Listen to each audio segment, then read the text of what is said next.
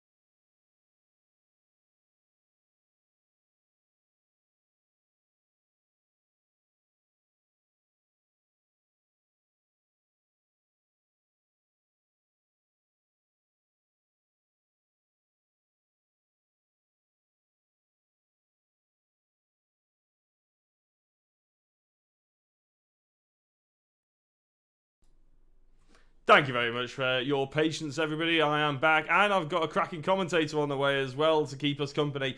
The green flag will drop in 2 minutes, but I'm going to introduce my co-commentator for the majority of 2020, to be fair. He's come in and saved the day. I'm not sure what he was doing. Probably wasn't as important or as entertaining as watching the Simracersworld Community Special. But Ed May, welcome to the comms box. Thank you very much, Jackie. Yep, you can't get rid of me, can you? We've been stuck together at the hip, and it's a great way to end out the year that's been, well, a bit of a mad one as 2020, but we kind of finish it off in style here with the Simracersworld Christmas special, the 2.4 hours of the Nordschleife. And to be fair, we've had a bit of experience watching endurance racing at the Nordschleife, haven't we, with the iRacing VLN series, the iRacing sort of kind of special events, not really special, come around every month or two. They've been great to watch, and I'm certain this will not be disappointing either. Absolutely, yeah. Normally 4 hours or a couple of 6-hour events thrown in there, weren't they? And we were lucky enough to be commentating on them throughout the sort of mid couple of months of 2020. So we are sort of used to this format. The GTEs, GT3s and GT4s, all on the same grid, though, are slightly more close together than what we're used to in terms of the GT3s, all the way down to MX5s, aren't they? But, I mean, we are used to covering the MX5s as well, Ed. But today we've got a bit more high-power machinery, and machinery that you're actually a little bit more used to every day on iRacing. Yeah, definitely. The GTEs, the GT3s, and I believe GT4s as well, all lining up on the grid. And my weapon of choice in iRacing is always going to be the GT3s. iRacing have put up some new ones, but I think we're bringing the old dogs around, aren't we? It's the Mercedes and the Audi, if I remember rightly. Yeah, indeed. In fact, I believe we've even got a Chevrolet in the mix as well, but I can only see one of the Chevrolets. So, as I said, the green flag is dropping any time now, to be honest. We will be expecting to see it come up on our screens, and we'll be able to follow the action throughout the rest of the evening. As Ed said, it's 2.4 hours. That means it's 2 hours and 25 minutes. It's just how we seem to have written it down. As I said, it is a slightly different broadcast system that we've got coming up for you today, but with any luck, the action will take precedent over anything else. At the end of the day, we're all here to watch some brilliant racing, and I believe we've got some drivers lining up on the grid, Ed, and I'll try and bring up the grid order for you there. Yeah, here we do. You can see it's Nicholas Last in first place, funnily enough, leading the Sim Racing Academy car ahead of Johannes Belitz, Azir Trifol, Matthew Sufi, Hans Polmans, and Curtis Newkirk make up the third row of the grid with Ewan Marshall, Steph Delnews, Boya Fernandez, Mario Yuri, Dennis Arasfabi, and PJ Claysons rounding out in 12th place. Then further down, Anton Dupin and Ryan Oliver rounding out the GTE field before we come to Bod Boland, Keanu Bourguignon, Andrew Hopley, Seb Herbert, Fraser Smith, Jonas Holm, Yanni Engler, Tom Metherell, Jordan McGlone, and Neil Cooper in 24th place for Fury Simsport. Christoph Reyes is 25th with Paul Gosling alongside him with Quinn Van, Kim Bahait, Ryan Walker, James Hall, and Luke Tees rounding out the GT3 field. And then we have a few more drivers here in the GT4 class. Martin Van, I believe, is that Martin Van Roywick? Martin Van Roywick, that is, in the Simpact Noise car with Rob Thiessen alongside him with Pim Bao and Alexi Olaine, the Finnish driver, lining up alongside John Tusting. Then we have, gotta have a look through, it's a bit funked up, but we can see Senny Hulsmans, Kobe Kleiss, David Fuller, Andy Scott, Sandro Ballesteros, Hamish Eisner, and Johan Lennartz in 43rd place. 43 cars. We're in for a treat here today, aren't we? And it's certainly going to be one for the spectators. And if you're watching along at home, well, we thank you very much. We know it's a busy time of year. We're just glad that these drivers have managed to turn up. Of course, this is a community event ran and sort of put on by Simracersworld. As a big thank you to everybody who's raced with us this year, and just to sort of give something back to the community. We always like to take care of the racers and drivers that we have amongst us. A quick green sort of flag pace car start to the race, and then we'll be getting going. I believe they obviously separate the three classes on the race start, so we'll keep an eye on the GTEs at the front, dominated mainly by the Porsche.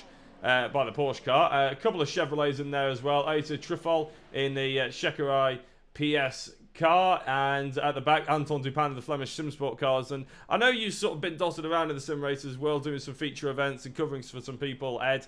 There's going to be some drivers that we know quite a lot about, really. And I, for instance, know Anton Dupin from the NASCAR series. So it's going to be very different and very odd to see these guys actually take to a track like the Nordschleife. It couldn't get any more different from an oval if you could try.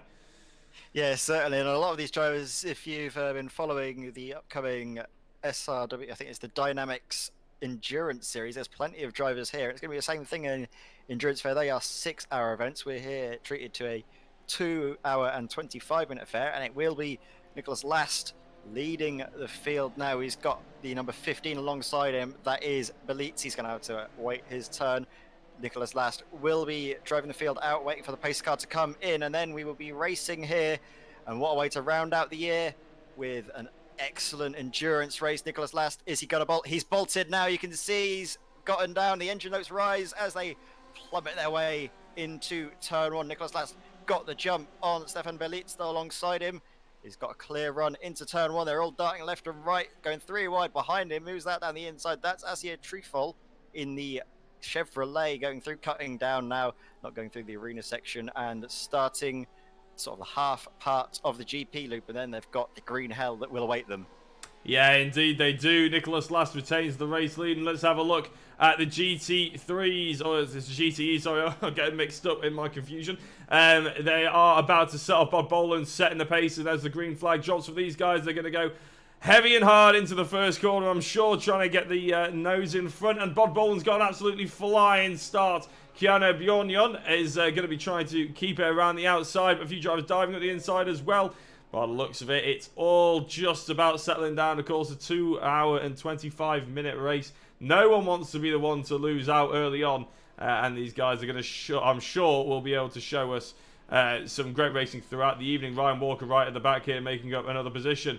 Martin Van Roychik is just at the pole position of the GT4 cars. We'll have a look what's going on at the front of the GT3s, as at the front of the entire field, actually, in a minute, because there seems to be some chopping and changing.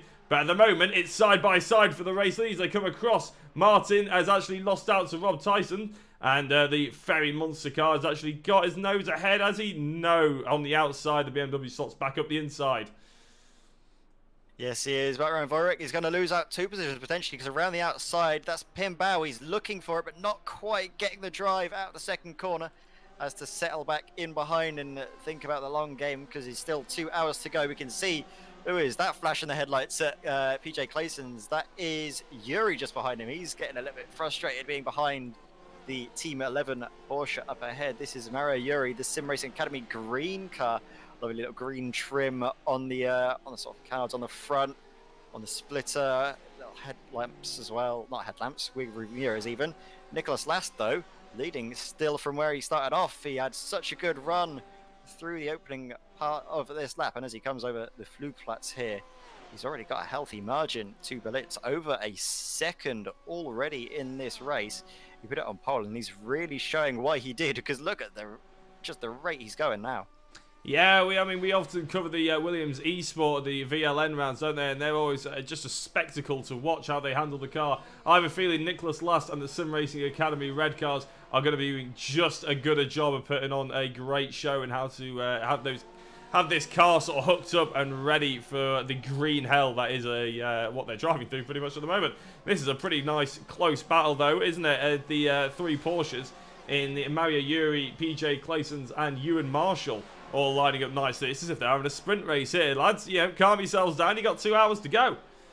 Yeah, exactly. I think someone has to tell these boys that they're not going to be racing for 2 minutes. They're going to be racing for 2 and a bit hours. Mario Yuri really putting the pressure on Clayson's ahead, but Clayson's is having to pile the pressure himself on Ewan Marshall ahead. So it's a 3-car scrap for 7th place. And having a look through the field, Dennis Arras Fabry is having a great job. He's already up into 3rd position. His Porsche is absolutely flying at the moment. Look at him. He's absolutely going. He's trying to get back up to, I believe, his teammate ahead who's leading the race. He's going to try and make it a 1-2, but that's certainly going to be a tall order because Belit's up in front. He's motoring along just as fast. Yeah, Bod Boland here in the SRW beep beep machine. I love that team name. Yeah, always got to shout them out if they've got something, some little personality about the team name, haven't you? But the Bod Boland, I've seen him hustle in the Cota 24 in the SRW Mercedes. He's clearly no slouch in the BMW either, because he topped the timing table in qualifying and in practice and everything else. And here he seems to be doing quite well, but he hasn't got too much of a gap behind him. That's Andrew Hopley in the High-Tech Motorsport, just behind, and will be able to potentially bring you up the gap on the left-hand side. Sorry, not the gap, the interval between them. And you can see Bod Boland only half a second in it. Bjornjon as well, if I'm saying that right, is this is Keanu. He's in 16th, very close to the driver ahead. And in fact, one of the Lamborghinis we've got flying around here. And that's a mean-looking car, isn't it? You wouldn't want to meet that in a dark alley. No, you certainly won't. And there's a lovely paint on this. I'm not sure if you'll be able to quite catch it yet with the trading paints loading in, but he's got a lovely festive Lamborghini right in the Christmas spirit, even though it was obviously a few days ago. This is the Simracersworld community special, and he's really in the spirit of things and really putting the pressure on Smith ahead. The 2 new cars to iRacing, the BMW M4 GT3 and the Lamborghini Huracan GT3. Putting the pressure on who's going to be the best in this situation. The Lamborghini's trying to go for it. Is that someone who's blown their engine? As Andrew Hopley got an issue? He has. That's Bod Boland. He was leading. He was leading the race. What's happened to Bod Boland? Let's have a quick look. And apologies to anybody who hasn't had the livery loaded. It should be now. As I'd said, Trading Paints was having a bit of a mare, but it should be coming in now. Let's have a look at Bod Boland. He just seems to be going sideways in that replay. Let's have a look, see if we can catch it slightly earlier on. Goes side by side with one of the Mercedes. Oh, it's a big hit up from the backside. Is that Andrew Hopley who's giving him the nudge? And from then on in, really, he was a passenger. Luckily, everybody just goes around him. But the beep beep car is not quite having more like crash at the moment, unfortunately, into the arm car. Yeah, that's not what you want to be doing. As we see, I think the lone Mercedes carve his way through. That's a bit strange to see a Mercedes. In fact, there's only a couple of them, and this is the car that's fallen out of favour really at the moment due to the sort of the tyre enhancements, the way iRacing have dealt with the new tyre model, is that the Mercedes has really fallen out of favour, and now the car to be in seems to be the BMW M4, which is only a prototype. There's still changes to come. Wonder how the drivers will adapt to that in the future. A driver that's been adapting very well though is Rob Thiessen. He's up into the lead of the race ahead of Martin van Rijwijk in the Technicolor Porsche. The Simpact cars are always very beautiful, aren't they? They are indeed, and with any luck, I'll be able to actually see them in a second, because as I said, trading paint, it will be loading again. We've had a crash early on that I just missed from Rene Siderman. That's in the Mercedes there, just barreling on the outside. A little touch with one of the other Lamborghinis as well. Luckily, no one else came into too much of a collision with him. And yeah, he just hooked on the outside by the looks of it. A little bit too much power, a little bit too much aggression, and ended up spinning around. Hopefully, no damage done there. Yeah, hopefully. You never want to have that, of course, in the early stages of an endurance race. Any damage you can pick up at the start will carry on through. As we see Mathieu Soufi now, he's going to try to get the defensive drive, but that's Yuri carving around his outside, using the slipstream to great effect. And there seems to be a little bit of front end damage on that blue-looking Porsche. I'm not sure what that is. Can you see it as well on your thing? I think the front end split is slightly dented at the front. Yeah, there's a bit of an angle, isn't there? And that will really hurt going down the straights. When we saw it a lot in the VLN that we used to cover. Just the fact that a lot of people would fuel save down the sort of long, flat-out stretches of the Nurburgring and the Nordschleife. But if you have front-end damage, you don't really have that luxury, do you? It sort of scuppers you in terms of that little strategy. And I'm not sure if he'll be able to come in here, man. I don't know if you're sure if they've got a fast repair, actually. But it doesn't look like he's bothering too much with it. Let's just crack on, he probably thinks. He's in the mid-pack of his class and see where he can get to. Yeah, I think he'd lose out a lot more if there was a fast repair to take it now. It's better to just kind of grin and bear it, sacrifice the lap time at the moment, just try and get through. As we see, well, sorry, I think someone might have locked up. Who's that ahead? I think that was Yuri, who made a bit of a moment, had a bit of a mare going into turn one. He's collected it nicely, though, and kept the position ahead of Mathieu Soufi. Mario Yuri in the Sim Racing Academy green car as we come now onto one of my favourite bits of circuit. This little area of the GP loop of the Nurburgring, so good. It's really fun to go down the inside like we're seeing PJ Claessens do right now. Down the inside of Polman's. He's got the move stick, parks it on the apex, drives out the corner up through the Schumacher S's. Great pass by PJ. Yeah, cracking little manoeuvre there right at the inside. And you're right, the F1 track, although it's not quite the green hell of the famous Nordschleife, it's actually still a brilliant racetrack even on its own. Even if it was just separated from the Nordschleife in a different country, so people would still say that it's a damn good race circuit to behold and to be racing on as well. So both sections of this track, new and old, showing how good it is. But we've had a bit of a crash here from Kimber Haight in the Lamborghini. Oh, just going wide there. Took too much pace into the corner and ended up flushing out wide. Unfortunate for Kimber Haight. And yeah, he's again another one of those drivers that we often see in the sort of dynamics oval racing, and he's not quite having the luck here today. Yeah, he isn't. It's one of these moments where you never want to be seeing it happen, but it's just the drivers, they're trying to push so hard. They're treating it like it's a sprint race, but I think some of them just need to just listen a bit, maybe back off, try and coax the car through and get these little silly mistakes out of the way. Of course, it's not for any big prizes, it's just for bragging rights, but that's probably the biggest prize of them all, isn't it, Jack? Well, I mean, at the end of the day, who are we if not racers wanting bragging rights? So, you know, it's the biggest prize in sim racing almost, apart from, you know, maybe some of the competitive sim racing for money. But right now, bragging rights is what we care about.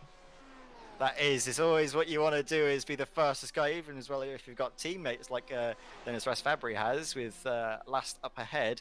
They're going to be bragging rights between the pair of them. They're going to be wanting to be the best driver in their team, and I certainly know from my days of team racing and also endurance racing, you want to be the quickest guy in the car, don't you? You're more than happy having a teammate that's roughly on pace with you, but as long as they're just that little bit slow, maybe by a couple of tenths, you're going to be happy.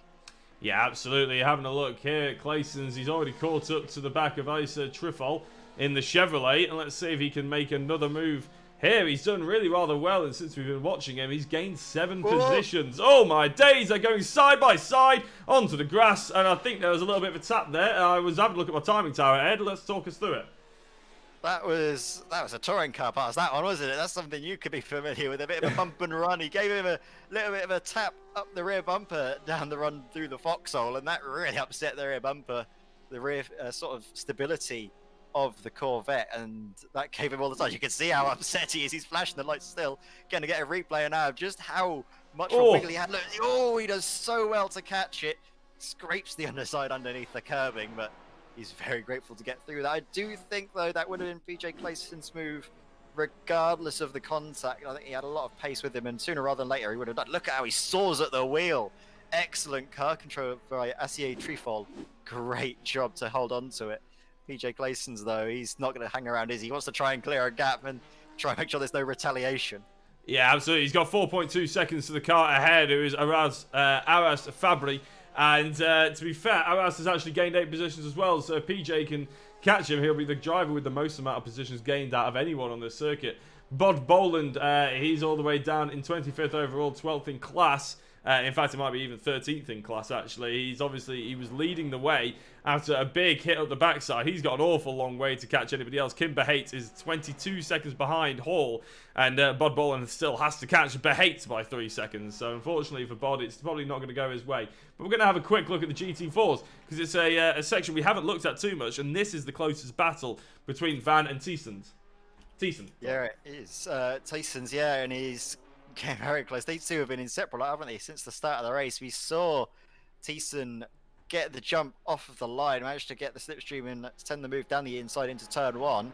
Ever since then, Martin van Rooijek, he hasn't looked like he's going to be letting go of that rear bumper. He's going to be trying to stick with it, maybe fuel save a bit and try an alternative strategy to get the move done in the pits rather than on track, because the Nordschleife is a circuit that's so difficult to find passing through just on account of how narrow it is and how quick the corners often come at you. Yeah, indeed. I'm just having a look as well. I think Trifol's actually very close to Clayson's.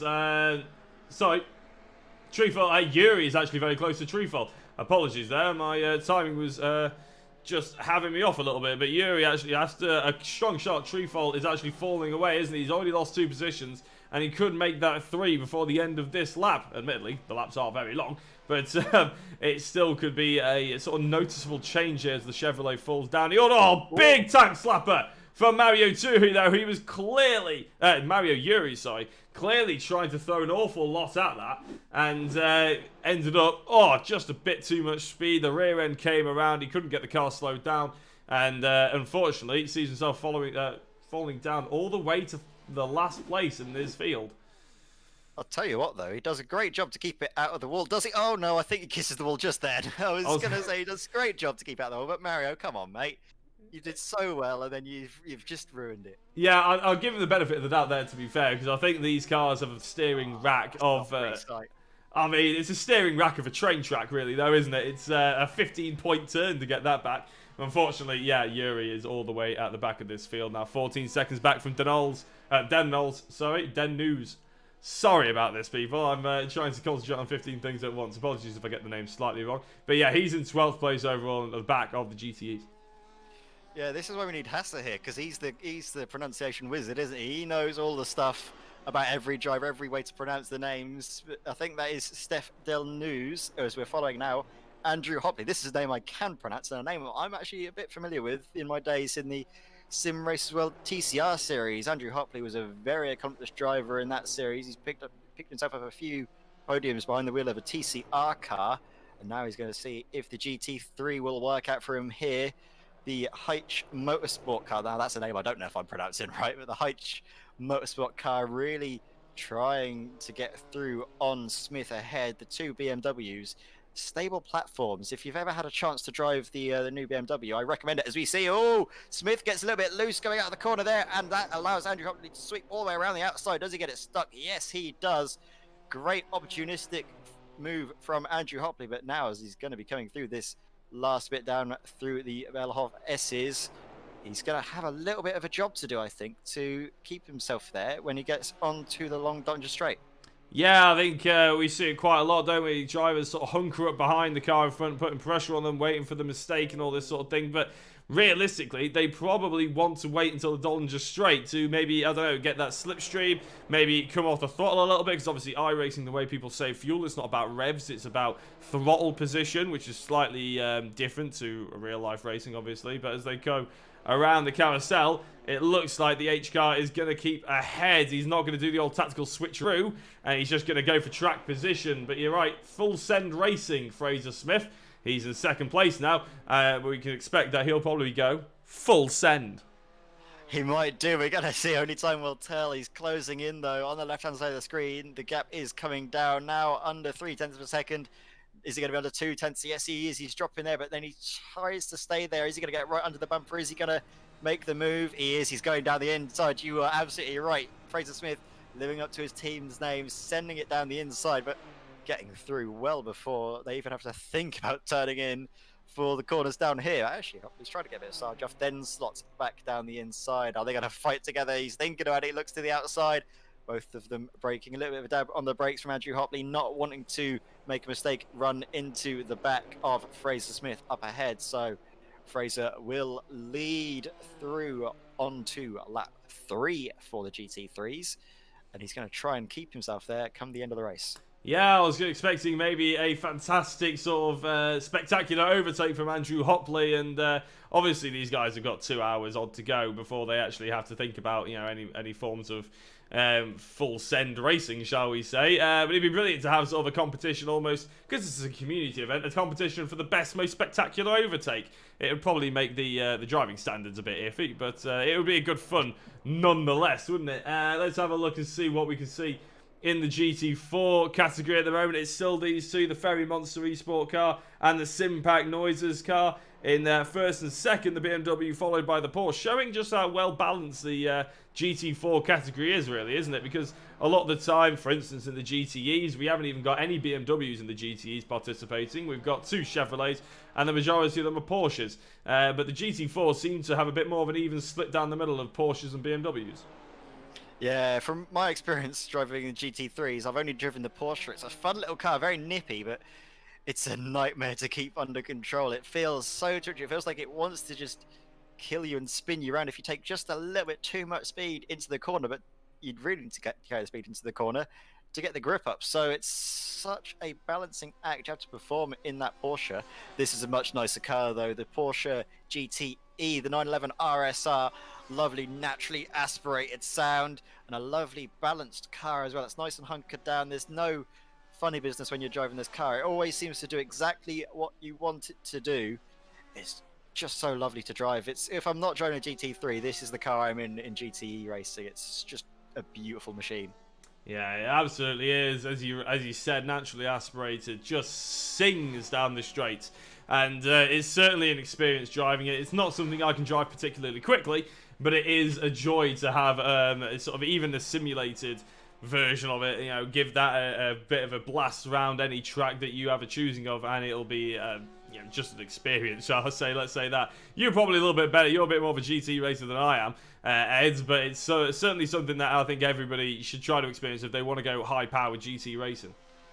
Yeah, definitely. Both the GT and GT3s are great. If you ever get a chance to, you'd be remiss if you're on iRacing to not take part in one of the endurance events. Probably the, I think they've renamed it now to the European Le Mans Endurance Series from, I think it used to be iRacing Le Mans Series. It's so fun. It's multi-class racing, I think, is the real measure of a driver's ability, both in dealing with traffic, dealing with faster cars, dealing with slower cars, but also just consistency over a stint. And that's something we're going to have to expect from these drivers, is trying to keep the consistent lap times, trying to look after the tyres and make sure that you've got the life in them come the end of the stint, because in these GTs, it'll get you through about a full hour's worth of running with a full fuel tank.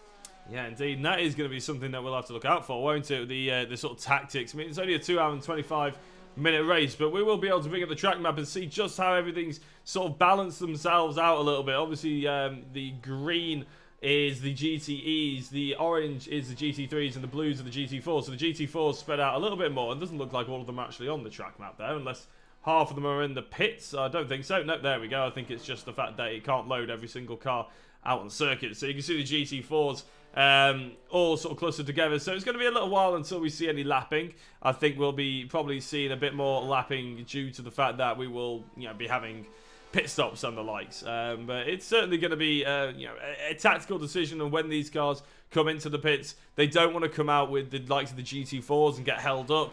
Although I think Nicholas' last thought is probably going to be getting held up, because he is 9.5 seconds ahead of Belitz.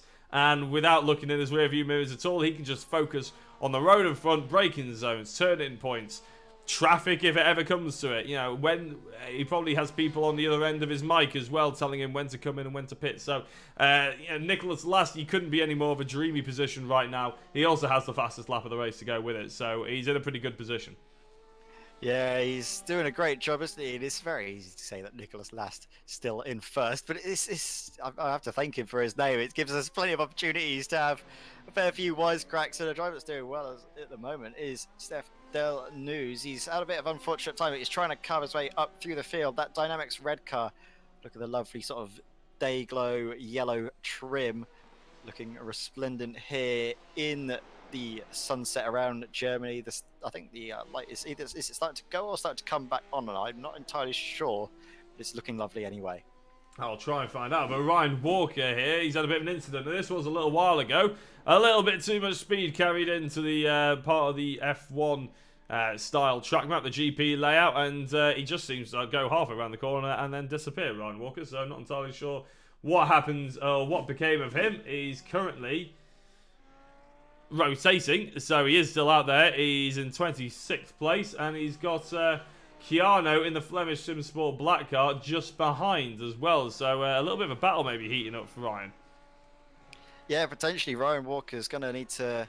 Oh, it's about him, I think. This Lamborghini is it's surprisingly stable for having the same platform as the Audi R8, which is, well, renowned for being a bit of a twitchy, a bit of a feisty beast of a GT3 car around here. Although it does seem to have similar characteristics. If you take a bit too much speed into the corners, you will find it likes to over-rotate on you. You need to catch it early, because if you don't, Ryan Walker's going to be seeing a fair few more spins coming his way, whereas Fraser Smith in the BMW M4 GT3, it's really a lot like how the old Mercedes used to be, in terms of just how stable it is, but also has a bit more of a turn in. It likes to get the nose pitched in a lot easier, whereas we like to call the Mercedes the barge whenever we drove it as a team. It was an absolutely horrible car to get to turn in, and it was stable and it was quick enough, but to get it to turn in, you really had to create a pentagram, get some candles lighting, and chant some demonic ritual to even think about it wanting to do what you had needed. Yeah, well, I mean, as experienced D&D players, you probably were quite used to that, really, weren't you? But certainly, you've rolled a nat 1 though every time. Nat 1 every time you tried to get it to do. I'm sure there are people out there that probably understand. I'd love to play Dungeons and Dragons one day, but I do want to get your opinion on the looks of the BMW, because let's not beat around the bush. It looks a little bit different these days, doesn't it? That front grille, we can give it a bit of a comparison now to Rob Thiessen's car. Obviously, this is the old style front end of the BMW, and actually this little battle is really heating up nicely, so we'll come back to that. But Fraser Smith's car there, and obviously Andrew Hopley's in this BMW. What's the grille like for you? What's your opinion on that? It's tricky. It looks good on Fraser Smith. Tricky's a pretty good way, actually. It's a very diplomatic. It's a very diplomatic way to put it, I think, because it's like Marmite. You either love it or you hate it. I personally quite like it. It looks a little bit goofy sometimes, a little bit gormless. It gives the cars a bit of a funky-looking face. And Andrew Hopley's, it stands out a lot more because it's bright black on the nice blue and pink trim around it, whereas Fraser Smith's, it blends in a lot because the Full Send Racing black paint job, as we see Rob Thiessen getting a little bit wide coming out through the exit of Bravery Corner, but holding it nicely just the same. Rob Thiessen is, oh, not Rob Thiessen, that's Van Ruywyck right behind him, who's going to be trying to pile the pressure on as they come through the carousel, and he's been quite content to stay there, does Rob, so it seems maybe he is playing for the longer game, playing to look after the fuel, look after the tyres a little bit, and see if that's going to help him out by taking a shorter fuel stop in the pits.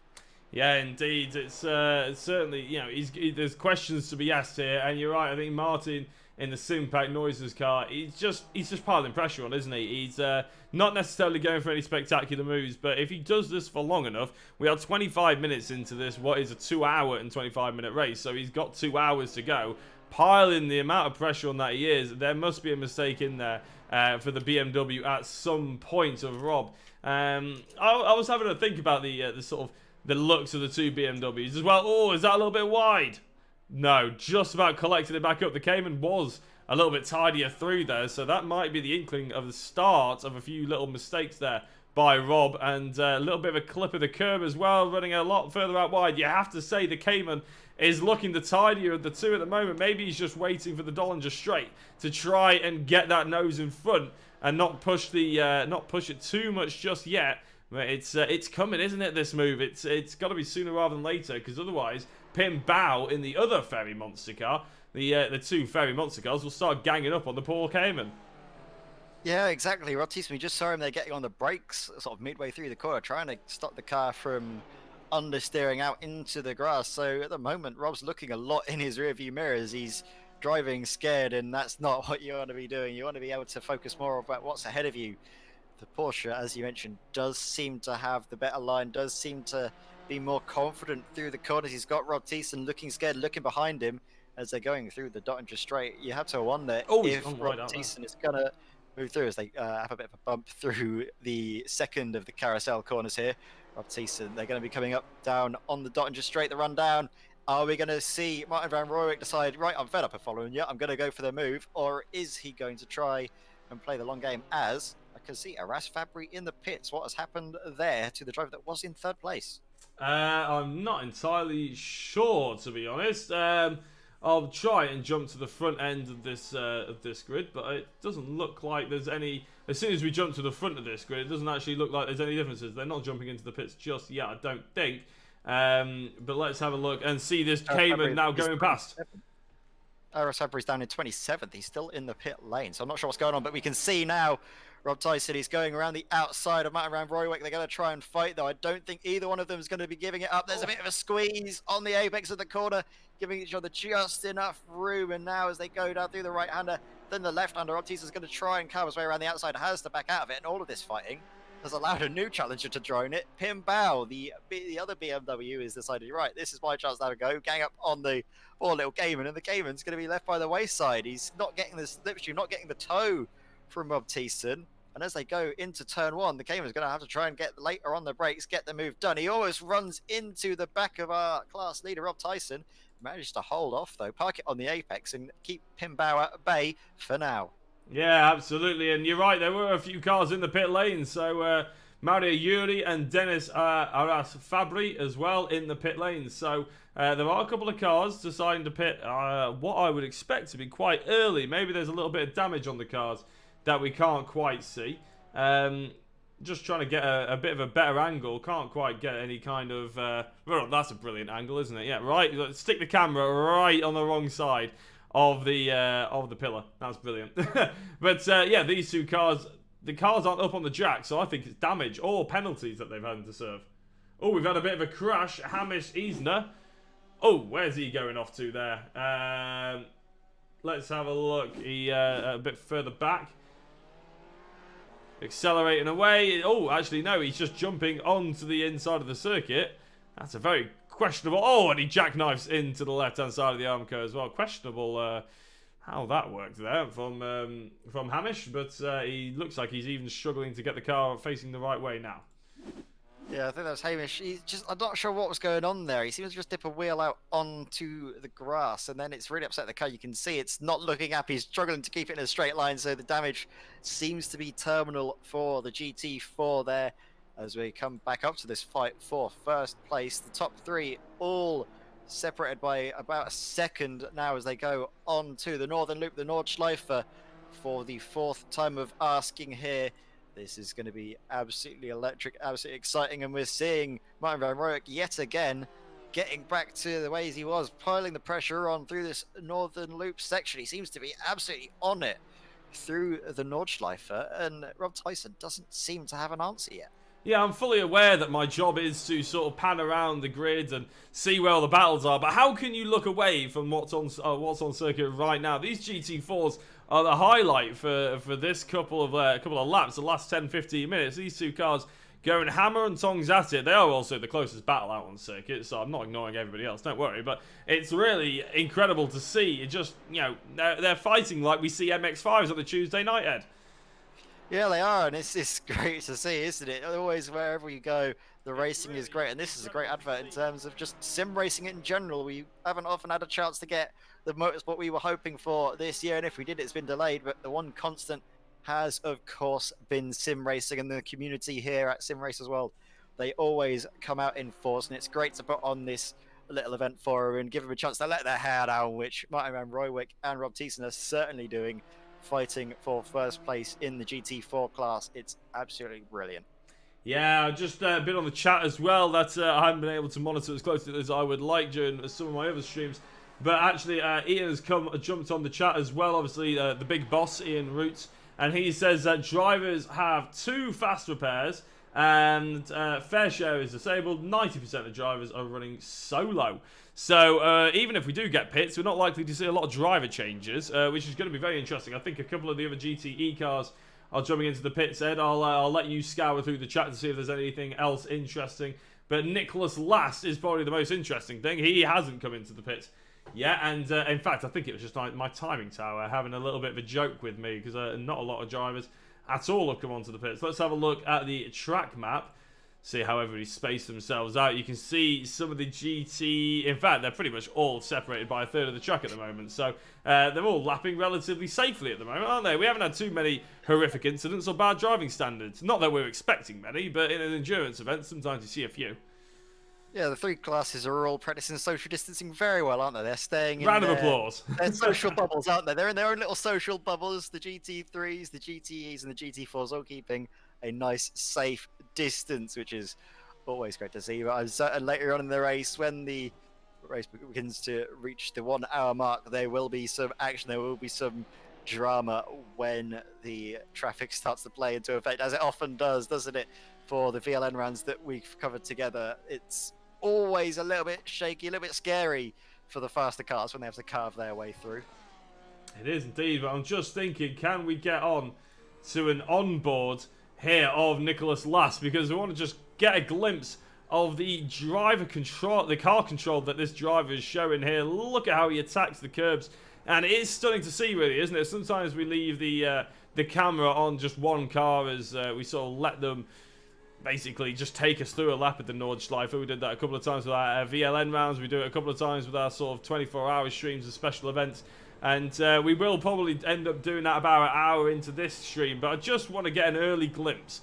Because it's spectacular, really, isn't it? I mean, as I said before, you said as well, you're a bit more of a GT driver.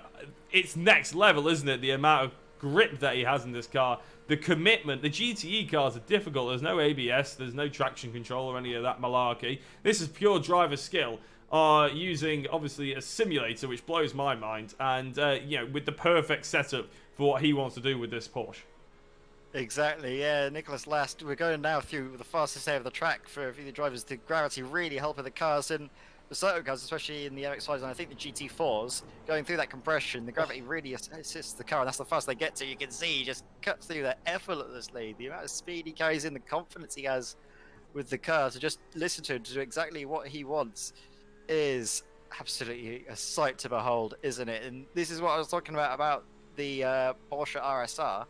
It just seems to do what you want every time. You don't need to fight it. The steering inputs are nice and consistent, nice and steady.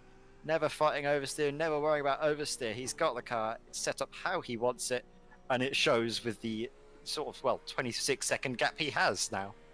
Yeah, absolutely. We'll come back to the full lap with Nicholas Last. Obviously, it's a 7-minute and 50-second lap. So we'll probably have a little quick break, about an hour and a half into the stream. And we'll give you an onboard full lap with Nicholas Last at that point as well. But just a little taster and a little bit of a showing off. Because to be fair, we won't probably see him that much in this stream, due to the fact that he is 26 seconds ahead of his nearest rival in Bullets in the Sim Racing Academy white car. So the 2 Sim Racing Academies putting on a show for us, and 2 at the lead of the GTEs. But we will come back to it, don't you worry about that. Let's have a look and very quickly jump down to Andrew Hopley, who actually is in the lead. Where has our other GT4 driver gone? It was Rob Thiessen, who seems to be in 3rd place now. What's happened to him? Yeah, I'm not sure what has happened. Andrew Hopley, see when he managed to get ahead and keep himself there. Although Andrew Hopley, I think is in the GT3 class. So he was actually fighting with Fraser Smith, and maybe Andrew Hopley has taken the early pit stop. I'm not sure what has gone on here. We've still got Pim Bow now in the lead, though, of the GT4 class. So Martin van Rooijwijk has dropped back. He was the driver of the Cayman, who we saw trying to scrap with Rob Thiessen for first place. And then since then, they've all kind of spread out around the field. Yeah, that's it. Apologies, I got my GTs mixed up there. It's something that is really rather dangerous to do in this field, considering that's all we've got today. It's yeah, an interesting one. I'm not sure what happened to the Cayman. I'll see if I can find it. But at the moment, you've actually got a bit of a battle appearing, half a second in it, between the two front runners here, 25th and 26th, of Bow and Thiessen, who, you know, as I said, they are teammates, a very monster esports car, but Bow has now retaken the lead. Yeah, there's also, I think, a battle developing between Alexi O'Lane and Senny Hulsman. So that could be something to watch for as we see Rob Thiessen trying to put the pressure on. We're going to a replay of Martin van Rooijwijk. Is this what happened to him? I can't. Oh, little tap on the outside there, and he just made it just a little too much contact with one of the ferry cars. I think it was Rob Thiessen's. And let's have a look at that again, just so we can sort of break it down a little bit better. Yeah, it goes around the outside. It's a brave move. It would have been on the highlights reel if it had come off, but just a little tap. Wasn't quite far enough back, and he just ends up into the Armco. And I'm not sure what happened to Thiessen. I'll see if we can find that for you in a second. But yeah, not ideal for him. Yeah, oh, in fact, here it is. So this is how Pim Bow got past Rob, his teammate. And it looks like Rob just ends up going a little bit wide. And Pim just slides around the outside, takes advantage, and no contact there, but equally, I'm sure these two won't want to fight because that'll allow the likes of the Porsche to come back in, who, again, I've actually lost on my timing tower. Oh, dear. Well, I think in the midst of all this, because he's coming in the pits. Oh, he's coming to the pits. That's the reason why. He's just now exiting the pits. So Matt Van Rooijwijk has taken the fast repair, taken the bit of fuel on board. He's going to see if that will last him till the end. But in all of that as well, the Finnish driver Alexi O'Lane, I believe, managed to get ahead of Senna Hulsman's and is now going to see if he can catch up to Rob Thiessen's up ahead. Yes, Alexi O'Lane, Team 11 car, did get that move done. The two Caymans were going wheel to wheel, and it was the Team 11 car that came out on top. And that means Alexi O'Lane is now in third position in class. It does indeed, yeah, but as the GT4 start to enter the pit lane, it's going to be about another 10-15 minutes before we actually get a good representation about where everybody else sort of blends in. Maybe a bit of an undercut by Martin in the Simpac Noises car. He's one of the first to pit in for the GT4 category, so it's going to be very, very interesting. It's spicing up here, isn't it? It's one of our favourite words, Ed, but everything's getting a little bit spicy here in the pit strategies. Yeah, it is. I'm having a look at the messages, some of the messages in chat asking about what happened to the two Fury SimSport cars, and I can see that Ryan Oliver, I didn't think made it to the grid in the GTE class, and in GT3, I believe it was Neil Cooper in the Fury SimSport car. He's all the way down in 15th in class, or 30th overall. I think he was involved in an incident in the opening few laps. I think he's still going around. Yet we can see the Lamborghini Huracan going around now. But at the moment, not where he was hoping. Yeah, I'm not entirely sure what happened to Neil. Just have a look. I don't think he's had a pit stop.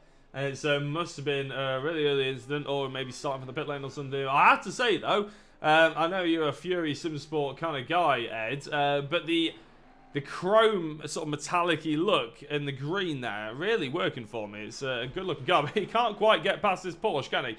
Being a bit of a thorn in the side of Neil Cooper at the moment.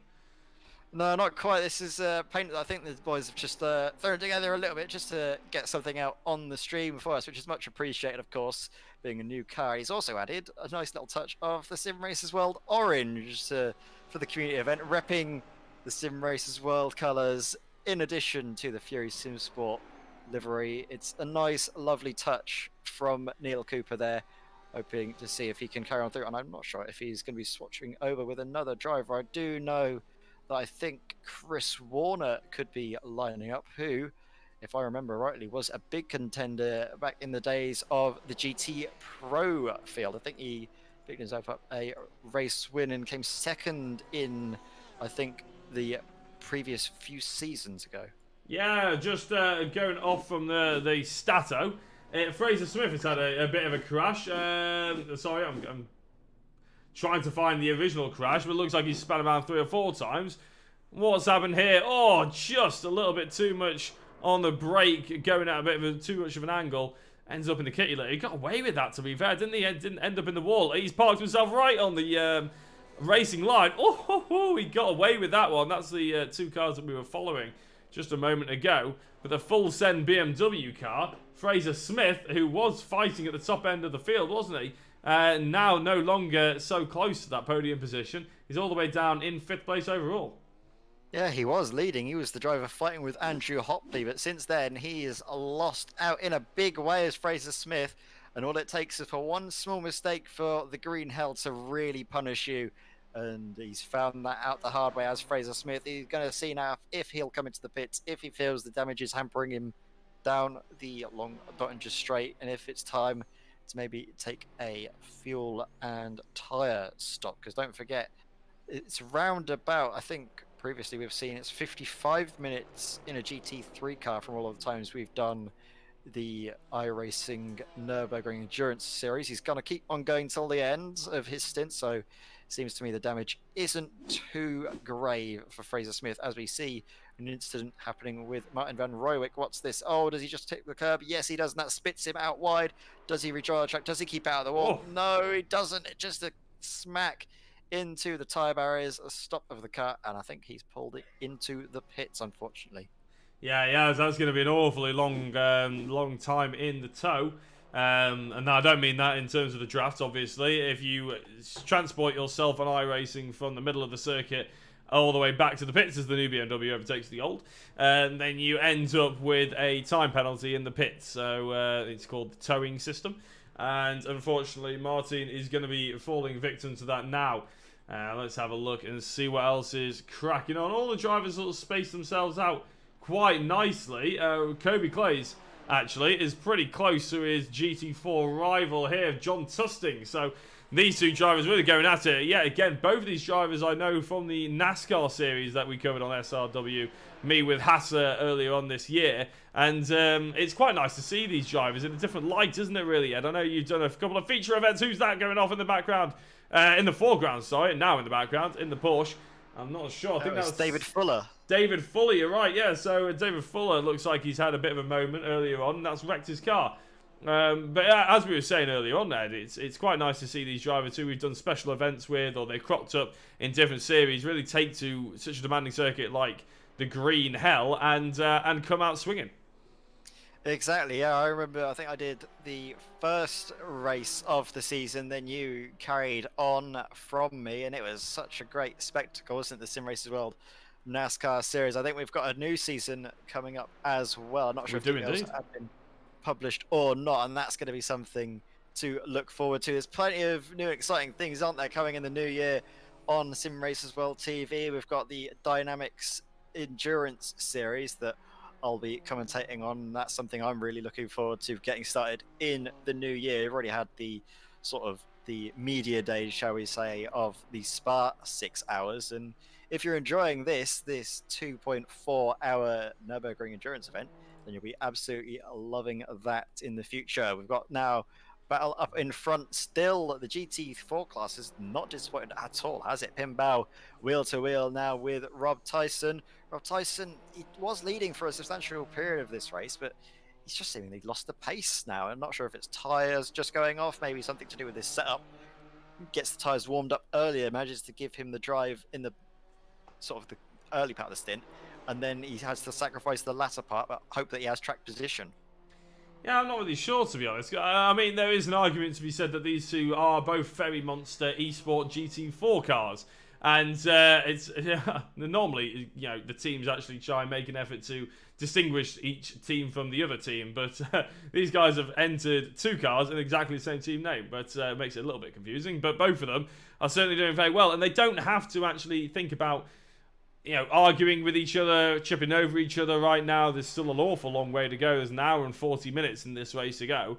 And by the looks of it, they're just swapping positions whenever they get on the straight. Having said that, they could probably prove me wrong, go 2 abreast into the final couple of corners. No, I think they're being a bit smarter, yes. You can see Pinbow getting onto the brakes much earlier. Rob Thiessen trailing it into the corner, not wanting to risk any untoward contact. slots down in behind, and they're going to try and work together, build the gap to the cars behind.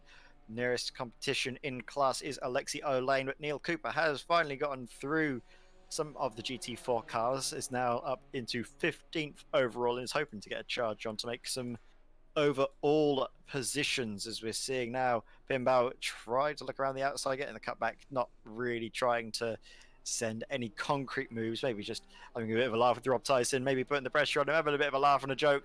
But it seems easy going for the two Ferry Monster Esports GT4 cars for now. Yeah, indeed. It's you know, just looking at down the order as well, and we've had a crash for Luke Tees.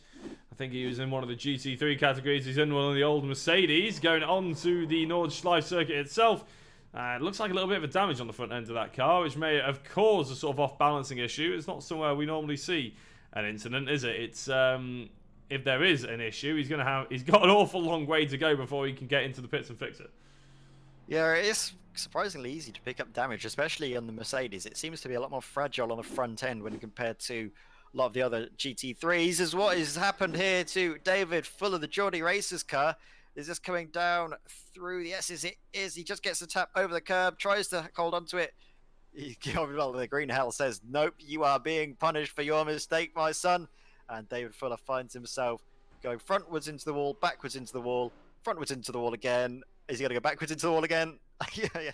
Oh, David, this is unfortunate to watch. Yeah, and well, his car looks lighter now, thanks to the fact that it doesn't have half a front end. But although the back end looks like it's driving a different car to the front end, do you reckon he'll come into the pits this time, man? Let's have a look. As David Fuller, yes, and luckily he's aimed for it, and his car's allowed him to go there, which is probably the more worrying thing that he had. He slams the brakes on as he tries to not get a penalty for pit lane speeding, and David Fuller comes into the pits, and by the looks of it, there is the pitted car of one of our old racers, and I'm just trying to find them to focus on them. Yeah, we can see though David Fuller, he's Martin decided that he's not wanting to drive. Oh, Van Roywick, yeah, he's in the pits still after towing. I'm not sure if he'll be coming out, but yeah, David Fuller's decided that his Porsche doesn't want to be a Porsche, it wants to be a crab. You can see it's not really going straight at all down the pits, and we saw another car actually in the background coming in. I think that was Curtis Newkirk in this Impact Noises blue machine. So the GTE driver deciding to take an early pit stop, maybe to nurse a little bit of damage, maybe to try and fix it back up into shape here. Curtis Newkirk taking fuel on board. Are we going to see the car come up onto the jacks for some tyres? Might be something to watch out for. I think he might be. I don't think the track temp is cool enough to go for a double stint as of yet. In fact, it is 21 degrees, so he could get away with it. Driver getting away with it, though, was up in front. Nicholas last as we come to Jordan McGlone. He's having a look at the rear end of Tom Metherell. Sorry, Ed. We just saw David Fuller coming in, and I thought that's an awfully quick pit stop for someone who literally had two halves of a car taped together. He's come out of the pits, and I believe going into the first corner, going through the second corner. Tell you what, that could have ended up an awful lot worse. Oh, when they I was wondering what happened then. Jochen Lennertz just had a little bit of a dink into him as well. A boop moment, probably you could say. Luckily, Lennertz doesn't really come off with any damage, neither of them come off with much damage. But I think David Fuller has to get that car up to temperature sooner rather than later, because he looks like he's still struggling with it. Yeah, a little bit of a friendly kiss between the two drivers there. No love lost whatsoever. Getting back into racing order, though, as we see Jordan McClone, the lovely multicolour Huracan, barreling its way down the Dottinger Straight ahead of Tom Metherell. And these two drivers, they're so evenly matched on pace, they're so evenly matched on track. And this is for the podium places, the bottom step of the podium in GT3, don't forget. So there's plenty at stake as Tom Metherell decides right now is the time to come into the pits. He's going to try an alternate strategy, maybe get some clear air, try and have a quick run through the pit lane, see if he can get ahead when they come in next time around. Team 11 car going away into the pits. Seems to carry a little bit of damage as well, so maybe he's decided to get that fixed with a fast repair. Keanu Bourguignon, though, the rear Lamborghini Huracan in this shot, putting the pressure on Rene Siedemann. The Sim Racing Academy black car up in front. This is for 10th place in class. Keanu's going for it around the outside. going to try and sweep through before they get down into the downhill left. He does do so. And now he needs to make sure no mistakes are made. He's got the overspeed. Will that play into account? Will we see a mistake? I don't think we will. We know Keanu from various other Simracersworld ventures, how much of an accomplished, how quick, how consistent he is. And he's certainly proving that now. No worries there getting past Rene Seidman.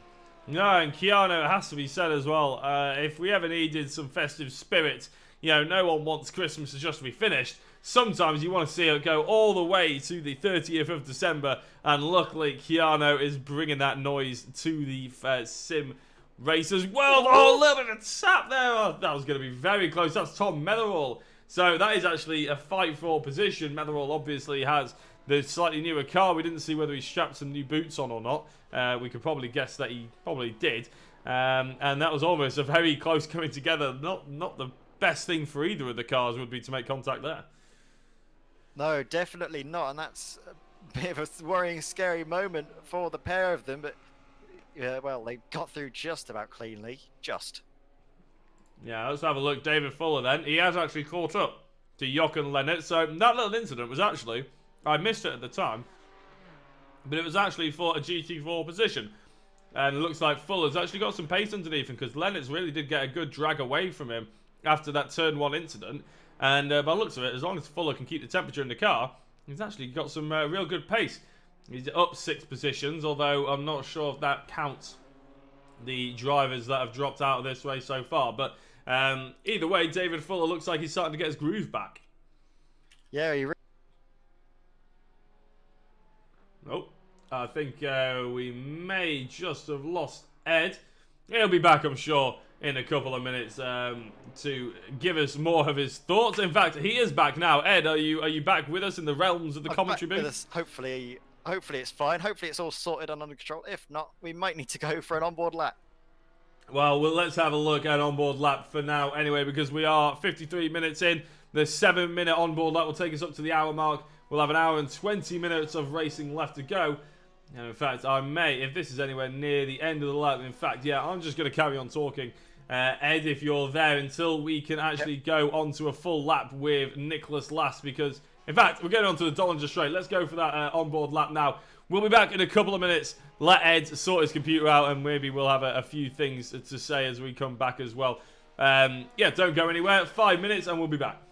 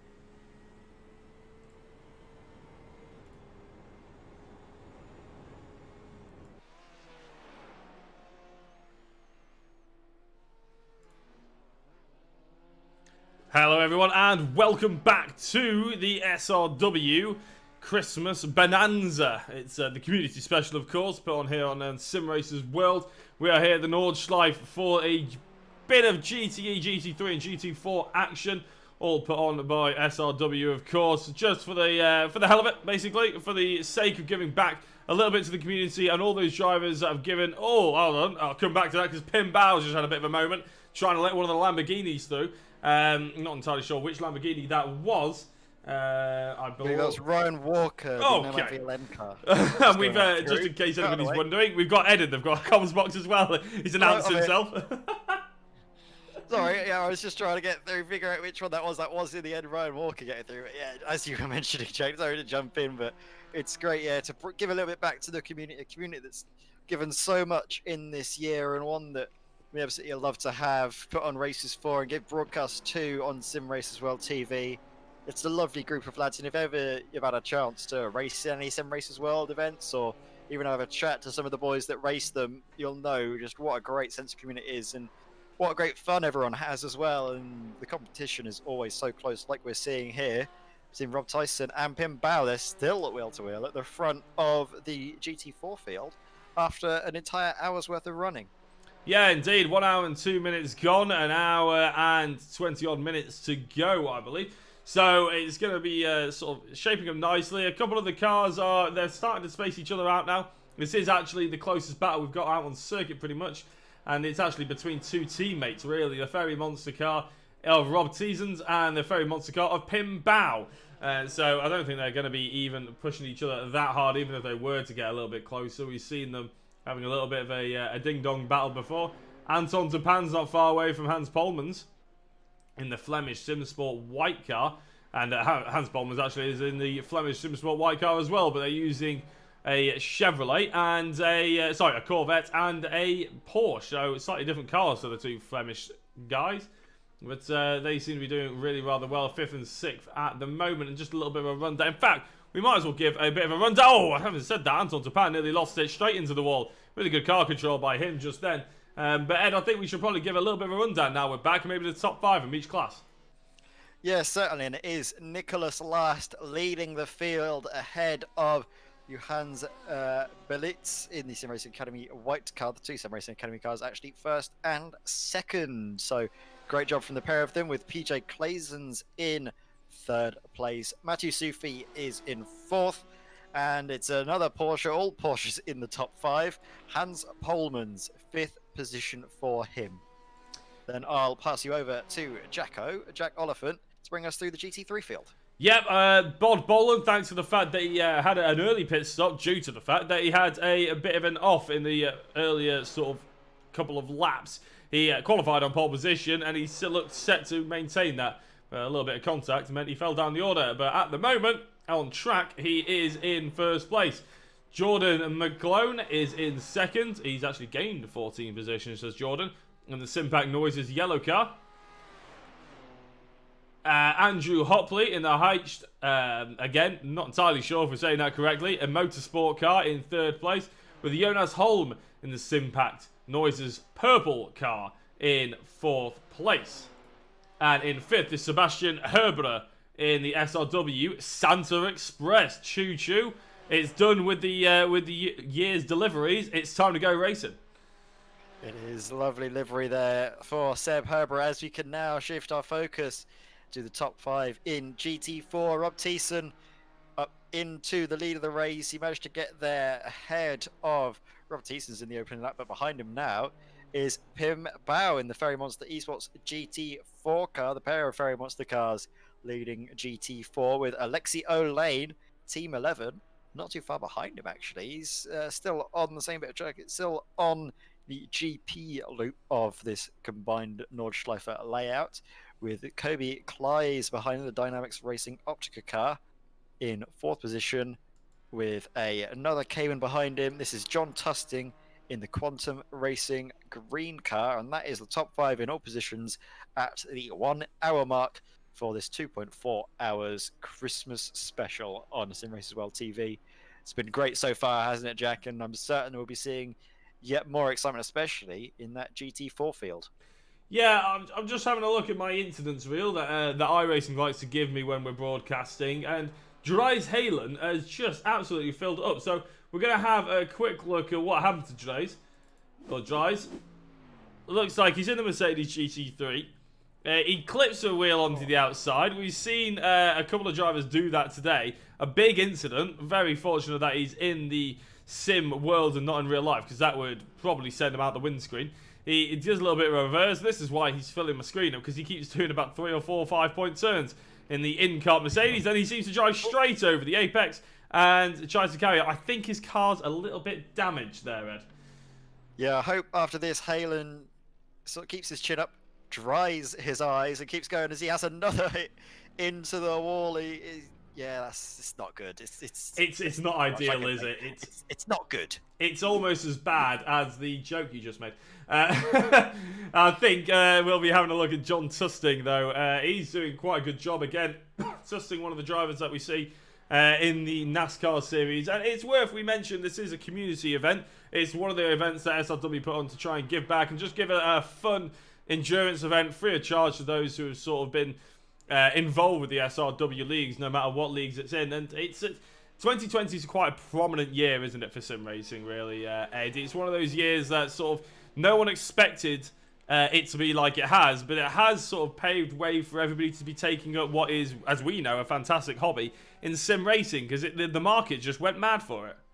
Exactly. You and I know that all too well, don't we, when we had the Paramax Racing E-Series that we covered, and that was certainly something to see the likes of Jason Plato taking the virtual steering wheel firmly in his hands and going out in a TCR car, along with the likes of Billy Munger as well getting involved. So there was plenty great names involved in that championship, and I'm certain that after what a weird and wild year 2020 has been, if there's one thing we can take out of it, is that sim racing is absolutely exploding onto the scene, and we are all here for it, aren't we? We are indeed, yeah. I mean, I think everyone was sort of like a bit up in arms about it at first, thinking, oh, it's a replacement to the real thing and all that. So I think the F1 Sky Sports F1 eSports series thing, we never really decided what it wanted to be, was sort of the main crux of that argument. It's like, oh, it's not a real replacement for the real thing, or it's just a load of drivers messing about in a computer game and everything like that. And to a certain extent, that is what it looked like.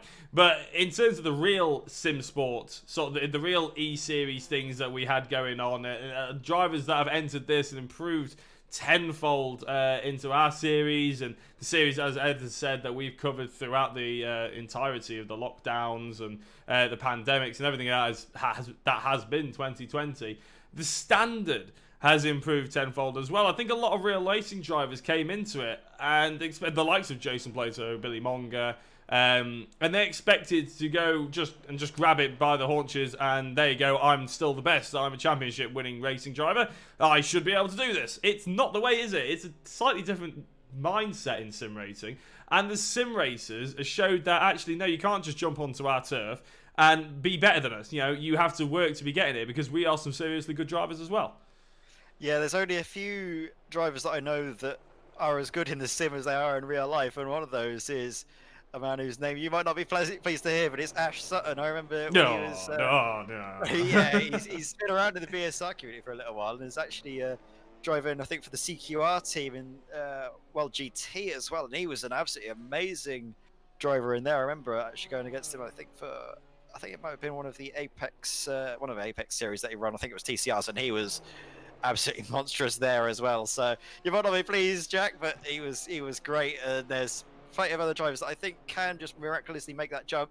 Another one as well, Formula 1 driver, Max Verstappen, with his team Redline. They were absolutely on it for a lot of special events that he's been running in as well. Yeah, I mean, Ash Sutton, yeah. No, I'm kidding. He's obviously a fantastic driver. And obviously he owns his own sim racing, sim team or a sim company, doesn't he, in Pure Sims. But, yeah, you're right. The likes of the F1 drivers, I think it's given an insight into something that we haven't seen for years in Formula 1 drivers and real-life races. They're seen as these sort of almost non-human entities that just get a race car and are just mega. But I think the sim racing, and they start their streaming, the likes of Lando Norris as well. He's almost, a lot of people see Lando Norris as a streamer who seems to get to drive a Formula 1, but obviously they haven't seen the journey he's got to get to Formula 1.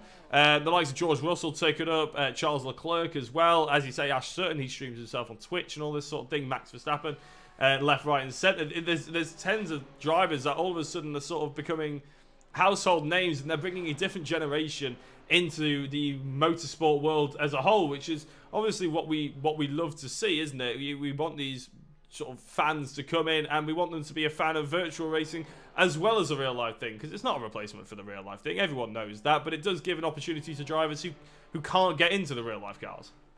Yeah, there's a quote that often swims around the internet when we talk about this, and it's, I think, from Jimmy Broadbent, which is that the cars might not be real, but the racing certainly is. And if there's one thing that we can all agree on, is that that is very true, especially in this year when we've had to resort at times just to sim racing only. Well, the real world had to figure out what on earth it was doing, how it was able to get a season running. And, well, since then, it's been absolutely brilliant. And the passion through some of these drivers, especially some of the sim races when they're coming through. I think I remember Lando Norris in one of the, I think it was the IndyCar events. He was so passionate, put loads of effort in, and then in the end, unfortunately, got wrecked in the iRacing Virtual Indy 500, if I remember rightly. The amount of practice that he put in, he was absolutely devastated. It's almost as if he'd lost a real race. So it shows how much sim racing means to a lot of these real drivers, but also to everyone else on track, and all of these drivers we're watching at the moment on track. Yeah, there's been a couple of shout-outs on the chat, actually, for SVG as well. Obviously, he was in the Cota 24 that we covered earlier on. I believe you did the 12-hour night shift for that race, didn't you? Which is a feat to behold in itself from a commentator's perspective. I was really in admiration of you doing that one. But SVG was involved in that as well, wasn't he? And he was absolutely flying. He's a driver that is not only one of the best in the V8, but he also can hack it in a sim car as well, because he pretty much dragged his team from the ashes into a podium position for that race.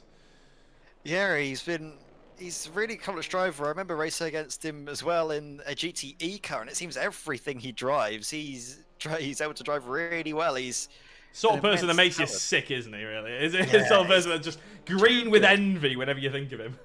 He's too good. Can he just, like, spare some of his talent for the plebs like us? It'd be so much greater, so much more appreciated. But now I think we can shift the focus back to the racing on track here, as we're seeing Jordan McClone. He's got two cars for company, hasn't he? He's got the brand new BMW M4s, and he's in the brand new Huracan. So this is a perfect test to see which one's best.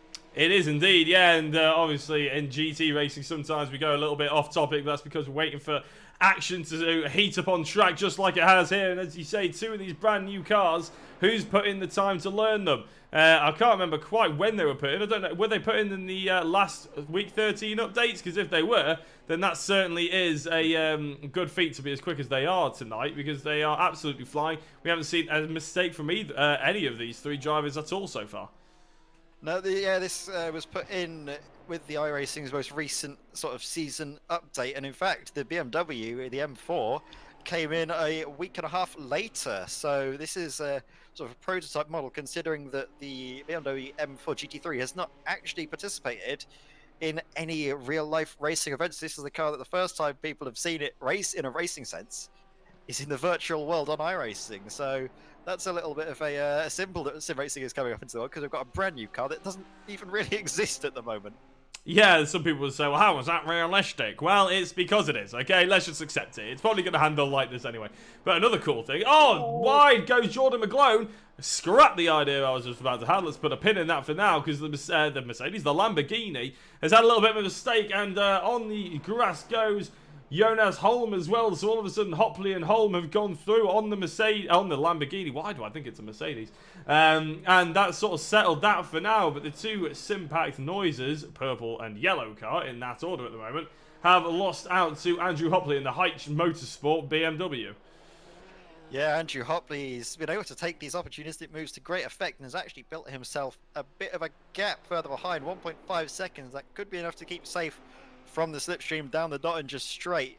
So as he comes out down the line, we're going to see Jordan McClone. He's going to get the slipstream. He's going to see if he can get past his teammate of Jonas Holm, the two Simpact Noises car, the Lamborghini and the BMW. Are they going to work together? Are they going to try and swap the positions around? It's going to be something that I think only the pair of them know as we come down not just straight closing down his Jordan. Don't seem to find any sense that he's going to be lifting out. He's closing, closing, closing. Maybe not close enough to send a move, but he might think about putting the pressure on, get ahead of his teammate, and focus on getting back up to where he was in the lead of the GT3 field.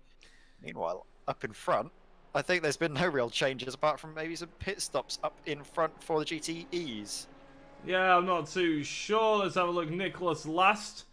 Nope, he's still top of the order. My timing screen does like to play tricks on me whenever I go between the classes, but Nicholas Last is very well in the lead of the overall race and the GT class as well. And just on the carousel, I thought, oh, it's going to be a little bit of a tight squeeze there between himself and the GT3 Mercedes as well. Very close to ending all in tears. And we'll just quickly jump back to see how this one all ended. McLaren is still behind Jonas Holm, and Andrew Hopley is now 1.2 seconds ahead.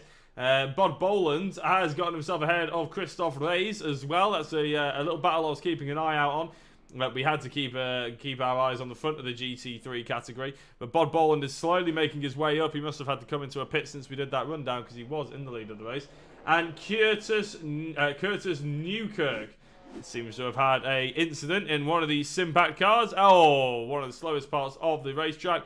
Just hooked the outside curb while he was braking. That released the traction of the car, and he just ended up spinning as well. So good for Curtis. I don't think he's lost too many places though. Yeah, he seems to be fine. Maybe a little bit of rear damage that could have triggered that little sort of spin, that little loss of control as he hit the curbs, but he got himself back up and running. I'll have a look in the chat. Hasarama and Ian Roots in the chat talking about how friendly the BMW is to drive, and it is. It's such a lovely car. It's got all of the characteristics, all the best characteristics, I think, of the Mercedes, the GT3 Mercedes. Just how stable it is, how much you can really throw it into the corner, how much it is willing to take when you really throw it into the corners. It listens to you all the way through. You never feel like it's going to step out on you. You never feel like it's going to try and over-rotate. It's such a nice car. And whereas, well, we mentioned earlier the old Mercedes was an absolute barge and it was horrible. And I think the new time model has tried to induce a little bit more forward rotation of it, a little bit more oversteer. But that's kind of got a bit too much in the oversteer department, and it's not as good to handle. So a lot of the drivers we're seeing swapping to the BMW, but also has some mentioning that the fact is the Audi, the car is well, it's been renowned for being a twitchy beast that will want to kill you at any opportunity. Much more driver friendly. I have to admit, I've not actually had a chance to drive it though. Yeah, I've just noticed as we've been on board with Andrew Hopley for a little while in the H Motorsport car. Spotted a little plug to one of our commentators and someone that actually helped get this broadcast up as quickly as it did after we had a little bit of a technical issues, and that's on the top end of his windscreen, the sort of strip along the windscreen, Chaz Dracott. And I don't know if you noticed that one, Ed, but he's having a little plug here in the H Motorsport car. I don't know what the connection is, but looks like Andrew Hopley's happy to give him that one. And, well, we're always happy to give him it as well as part of the broadcast roster here on SRW. Yeah, Chaz, he's a lovely boy, isn't he, really? At the end of the day, he helps us out a lot here at Simracersworld, and unfortunately, he's quite a good driver. We saw him in the Sunday Drivers MX5 Championship that me and Jack Werrell covered.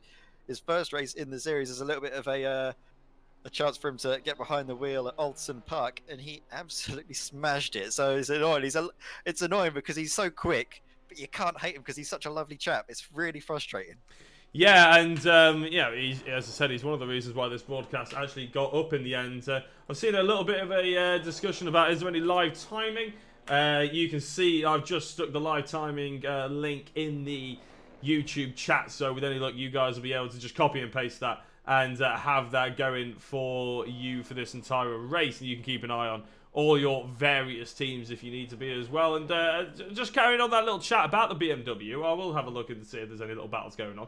But the BMW as well, what's everyone's thoughts, yours as well, Ed, obviously, on the Fanatec BMW wheel that's supposed to be basically a one-to-one replica. The new BMW GT wheel is identical to the Fanatec, and they actually designed it with Fanatec and sim racing in mind. Is that something that appeals to you in any way, shape or form, or do you think it's just complete gimmick?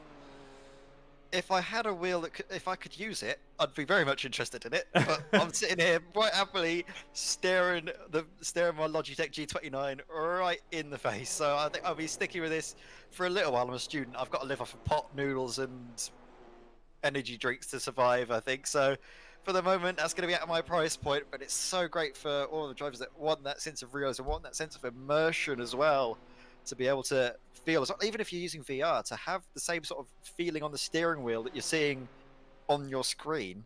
That's going to be absolutely amazing. Yeah, it would be pretty cool. I'm just not sure, like, if you went out and bought a Fanatec system, which I did at the beginning of lockdown, and lo and behold, of course, it broke. So I'm back down to my Thrustmaster TMX thing, which is about the same. Oh, we've had an incident. Ignore my complaints about Thrustmaster. Jonas Holm is actually, he can get a bit snaky around the back end there, and just never actually caught it, did he? And, well, what was heating up to be a relatively nice little battle in the GT3s, in amongst the background of our having a chat, seems to have sort of, oh my days, the Simracersworld car. He needs to get that BMW moved out of the way as quickly as possible, because there's going to be a big incident otherwise.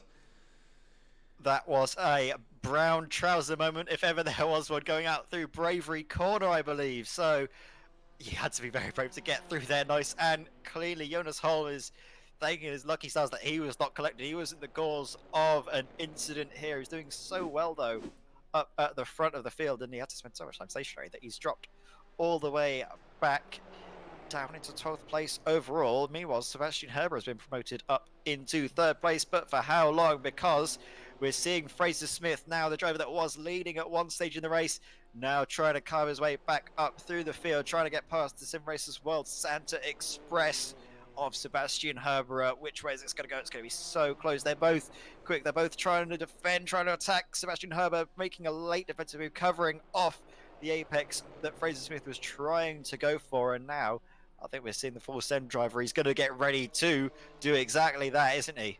In fact, he might go for it now. He looks for it. Oh, he thinks better of it. Yeah, it's a tricky one at the moment. He is obviously trying to live up to the name of the team, Full Send Racing. But Seb Herber, it's a car actually we haven't actually looked at once since we started this broadcast, because I sort of saw it go past and I was like, what on earth? What car is that? Like, I didn't recognise the livery. And then, of course, it's the SRW livery, so I'll probably be sacked in the morning for not recognising it. But it's the Simracersworld livery with Seb Herber at the wheel. And I have to say, it's a good-looking car, and at the moment, it's holding off a very fast driver in Fraser Smith. For how much longer is anyone's guess, to be honest. But he's got an hour and 2 minutes to try and stay in the podium positions as Seb Herber. Probably won't be able to last that long, but if he can stay in the 4th position, he may well end up picking off another mistake from somewhere.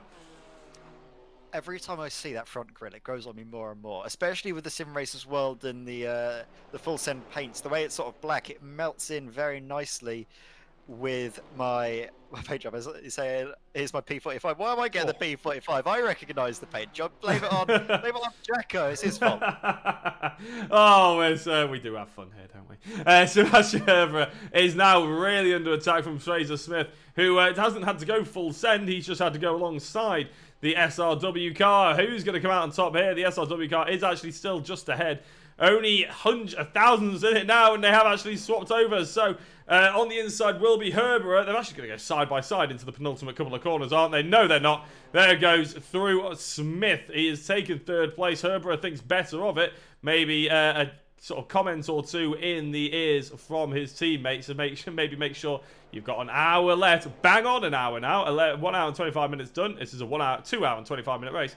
You've got an hour to go, Seb. Let's just keep this going, making sure that we're in the fight come towards the end. There may be a mistake. But going back to your grill and how it's growing on you, it just strikes me, the BMW, the GT4, I'll just shoot to it now.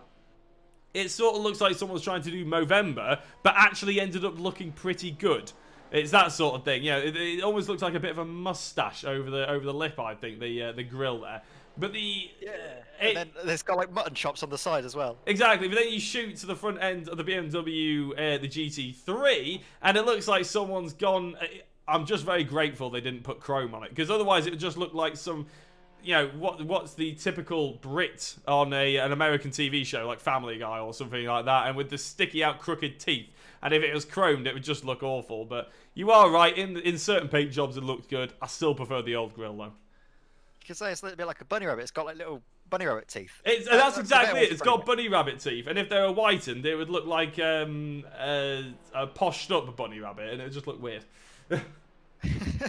Well, we're going to see if the bunny rabbit BMW will be hopping mad at the end. Sebastian Herberer is going to be seeing if he can catch up, get into third place. Again, he lost out, and I think he just doesn't quite get the best run through the northern loop. This is where he doesn't seem to have the strength compared to Fraser Smith. Meanwhile, Fraser Smith, he's got about 7 seconds to make up on Jordan McClone. And then Andrew Hopley, if he's going to have a chance of getting back into the lead of the race. He has an hour to do it in, and it's a long lap time. It's difficult to see, though, if he's going to be in contention come the end of this race. So Sebastian Herberer thought he was going to go left into the wall there, but no, he managed to carve his way through the corner, takes a wider line through, but is losing time hand over fist, really, to Fraser Smith. Yeah, and I was just thinking, like, oh, yeah, we're pretty much bang on an hour to go, an hour and 20 minutes gone, and I was like, oh, hold on, my system was messed up. We're only on lap 11, but the laps are that long, aren't they? Even in the GT categories, the Nurburgring is still a hefty track, isn't it? I've actually got a couple of incidents to catch up on here as well. I've sort of been waiting on them for quite a while because we've been chatting away all very merrily. But dries Halen, he said about drying his eyes. He's not finished just yet. He's flown into the outside, and that's unfortunately jackknifed him to the inside. He's then ends up having another crash. So I think what's happened here, he's going through the carousel with a very, very damaged car. That's one of the Porsches trying to go, oh, yeah, and he's parked himself on the carousel. Has to hit the curb. That's got to be nasty to go back around. John Tustings then had a bit of an off. Where has he had an off? Oh, yeah, just getting a bit shaky on the exit curbs. Oh, my days. Whoa. That's, how on earth has he done that? John Tusting. I want to go on board for that one. Sorry, John. I know we're repeating it for you. I'm still not sure how on earth that's happened, but John Tusting really not having the best perspective. If only that was a camera angle on iRacing, that'd be brilliant, wouldn't it? Jonas Holm, sorry. I think we saw having his crash earlier on. We caught up with that one. He then had another crash apparently, but I think that was just going into the wall opposite him. Keanu Bjorn, and he looks like he's had a spin. Oh, about to go onto the green hell itself, going through the chicane, having a little bit of an off. Not the worst thing in the world though, only probably loses out on 1 or 2 places. And drives Halen yet again. Looks like he's having an identical crash, to be honest. I think, is that the same crash? I'm not entirely sure. No, that only happened about a minute ago. So, Dry's not having the best time of it so far, and he's got his Tesco on the back of his car. I think he probably would end up better off if he just went to Tesco at this point. Yeah, I'm having a look. I don't know what happened to John Tusting. The only thing I can say is that physics happened, I think. That's just incredible, isn't it? It's amazing. Something happened. I don't know what. But he's gotten back going after I think he might have towed to the pits. He's gotten back going. Strange little incident, though, for the Continental Racing Green car. Still 6th position in class for John at present. Having a look through the field, trying to follow the pace of some of the other cars. Bob Boland still in the same race as well. Beep car in 6th position in class. Chris Warner is now in the Fury Simsport car, taken over from Neil Cooper, who started. He's all the way down 14th in class. The Fury Simsport Huracan GT3 car, a new car for a lot of drivers, and it's interesting to see how everyone's been able to adapt with the new season, adapting to new cars. Yeah, sorry, Nicholas Last, our leader's actually had an off-track, and this isn't something I usually see, so it may only be small. Oh, it's definitely not small, is it? He thunders into the wall. Nicholas Last, how is his front end looking there? That's not ideal. Let's have a look and see if we can see that yet again. I thought it took a while for him to get back on. Oh, that's not the... We have got some terrible camera angles to see this, but we're going to try and just go on board. He just seems to go straight on, doesn't he? It's one last look as we're going on board. And yeah, he just goes straight on. I think he maybe he missed his braking zone. It's a very uncharacteristic thing to do, it has to be said. For the last hour and 20 odd, he's been faultless. Yeah, hit on the front and the side there, so he's gonna have to try and nurse it back into the pits. If I was him, I'd just, in fact, his steering angle seems to be out of position. But if he can get to the point where he's gonna try and drive straight, look, he's keeping the steering wheel slightly to the right, but I think it doesn't quite seem happy with him. No, it definitely isn't, is it? He's, I know the sort of it's a hit style of Apex there, but as you can see, even going straight, it's definitely not happy, and he can hardly turn it off there. And I tell you what, our leader, who hasn't done anything wrong, is in real trouble here. And luckily, he's 50-odd seconds ahead of his teammate. That's more out of shape now. Yeah, no, that is a sickly-looking car. Where on earth is he on the track map? Let's have a look. We're looking at the number 1 car there in the green, halfway round the circuit, and I should probably have known that without having to get the track map up. But he is, at the moment, got half a lap to nurse this car back. Somehow, he's extending his gap over Jonas Berlitz, but yeah, he's got traffic. Yes, he does. Jonas got a lot of traffic as well, and Last definitely won't be catching up the traffic that's ahead of him. So that's going to be very interesting. Keep an eye on the number 2 on the track map and the number 1 on the track map in the green. I'll keep the track map up just for this. It's not something we often do, but we will keep it up just for now. I reckon Nicholas can make it into the pits, take a pit stop, and that will see him till the end of the race. A full fuel stop is usually around about 55 minutes for a full tank here at the Nordschleife, so this will see him till the end of the race, just about. It might be touch and go though, depending on when he crosses the line, if he's going to have to do an extra lap or not, because we have seen drivers get caught out from that in the past here on Simracersworld, and in fact in every endurance race we've seen drivers get caught out with fuel, so that could be a worry. You can see Nicholas, he's struggling a lot with just the handling of his car, struggling to get through, but I want to see if we can follow Johannes Berlitz now, the Simrace Academy white car, because they're in the same team. They're going to be talking to each other. They're going to be trying to figure out how they can keep each other 1-2. It might mean that the two drivers will have to swap around places on the podium, and it could be the Simrace Academy white car sitting pretty at the top. I want to see how Johannes is able to navigate the traffic, because it is keeping him held back at the moment. Yeah, and keep in mind as well that a couple of people on the chat have shouted out that there is a fast repair available to him. So even if he does get back to the pits, though, I still think it's going to be touch and go. I mean, Berlitz will have to come into pit as well, and that fast repair could only maybe hamper him for a couple of seconds, actually. So Nicholas may not be, this might not be the end of the world for him. He may well have the last word. Yeah, as you see Porsche Sport in the chat there, they're not too happy about seeing a Porsche looking battered and bruised. Nicholas Last, he's going to see if he can nurse it through, though. And in fact, Porsche Sport are going to be very happy, because this Porsche's all in the top 5 in GTE.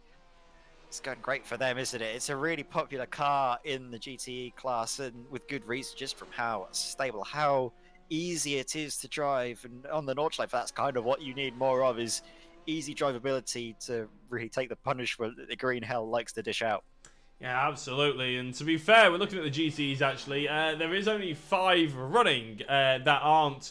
Well, there are more running, but there are 5 in their actual positions. Everyone else is actually mixed in with either GT3s or GT4s, or just flat out not running anymore. In fact, out of all these sort of retirements, the GTE class is the one with the most amount of drivers that have retired. We've got Mario Uri, Dennis Araz-Fabry, Ewan Marshall, Borja Fernandez, and Ryan Oliver, who I don't think even... in fact, Borja Fernandez and Ryan Oliver didn't actually even make the start. So, and Acia Trufault as well, the other Chevrolet. So, you know, the GTE is not having the easiest time of it so far. Maybe a few drivers needed a little bit more practice. But it looks like Nicholas is actually, if anything, he's extended his lead in this lap, which is incredible. Let's have a look and see just quickly on board his steering angle. It's still steering right to go straight. That's actually a pretty good quote from the Cars movie. So one of my favourite Pixar movies ever. But he's still not really, losing any time. He's, in fact, as I said, he's actually gained 13 seconds on this lap. And although his teammate is actually in traffic, it's still pretty impressive from Last, who comes into the pits. Let's keep an eye on him. While he's in the pits, again, something I don't normally do with the camera angle, but we will keep an eye on him while PJ Clayson's comes across the line. Actually, Clayson's got ahead of Jonas Berlitz, and so it's actually Jonas Blitz has got damaged as well. Oh Both my the days! Academy cars have been involved in something. Why haven't I seen this before? Well, I'll try and find this. Well, I'll try and find this. Right, I'm going to keep... Because I'm absolutely baffled by how this has happened. That explains a lot. That explains why he was struggling to get through the traffic and why he was struggling to catch up to Nicholas Last. So PJ Claessens has been released, and I think PJ will have to take a pit stop. In fact, all of these drivers, they may try and go for their pit stops now. I certainly think that Johannes Belitz will do, trying to get that rear wing bent back into shape with a fast repair, get himself out of track as Nicholas Last is now exiting the pit lane. BJ Claessens is going to be coming through the final corner now, so that just puts into perspective what the margin is on track at the moment. Nicholas Last, though, was able to get that damage repaired, back out, managed to do all that he needed to do, so I think that's his scheduled pit stops done till the end of the race. This is at the same corner, no less. Corner. Oh, and such a heavy hit as well, and that rear wing is not as bent out of shape as it seemed to be, so I think he's had another incident later on in the lap as well. Yeah, I'm trying to find it, to be honest. Here it is. But would you know that's actually it's only about 13 seconds. Oh wow, it's about 30 seconds after his teammate did it on exactly the same corner, and he goes off the track there as well, and that's why that Porsche is looking so damaged. And I can't believe it was a big gut and we didn't see that. But at the moment, we'll go back live and see where everybody's on the pits.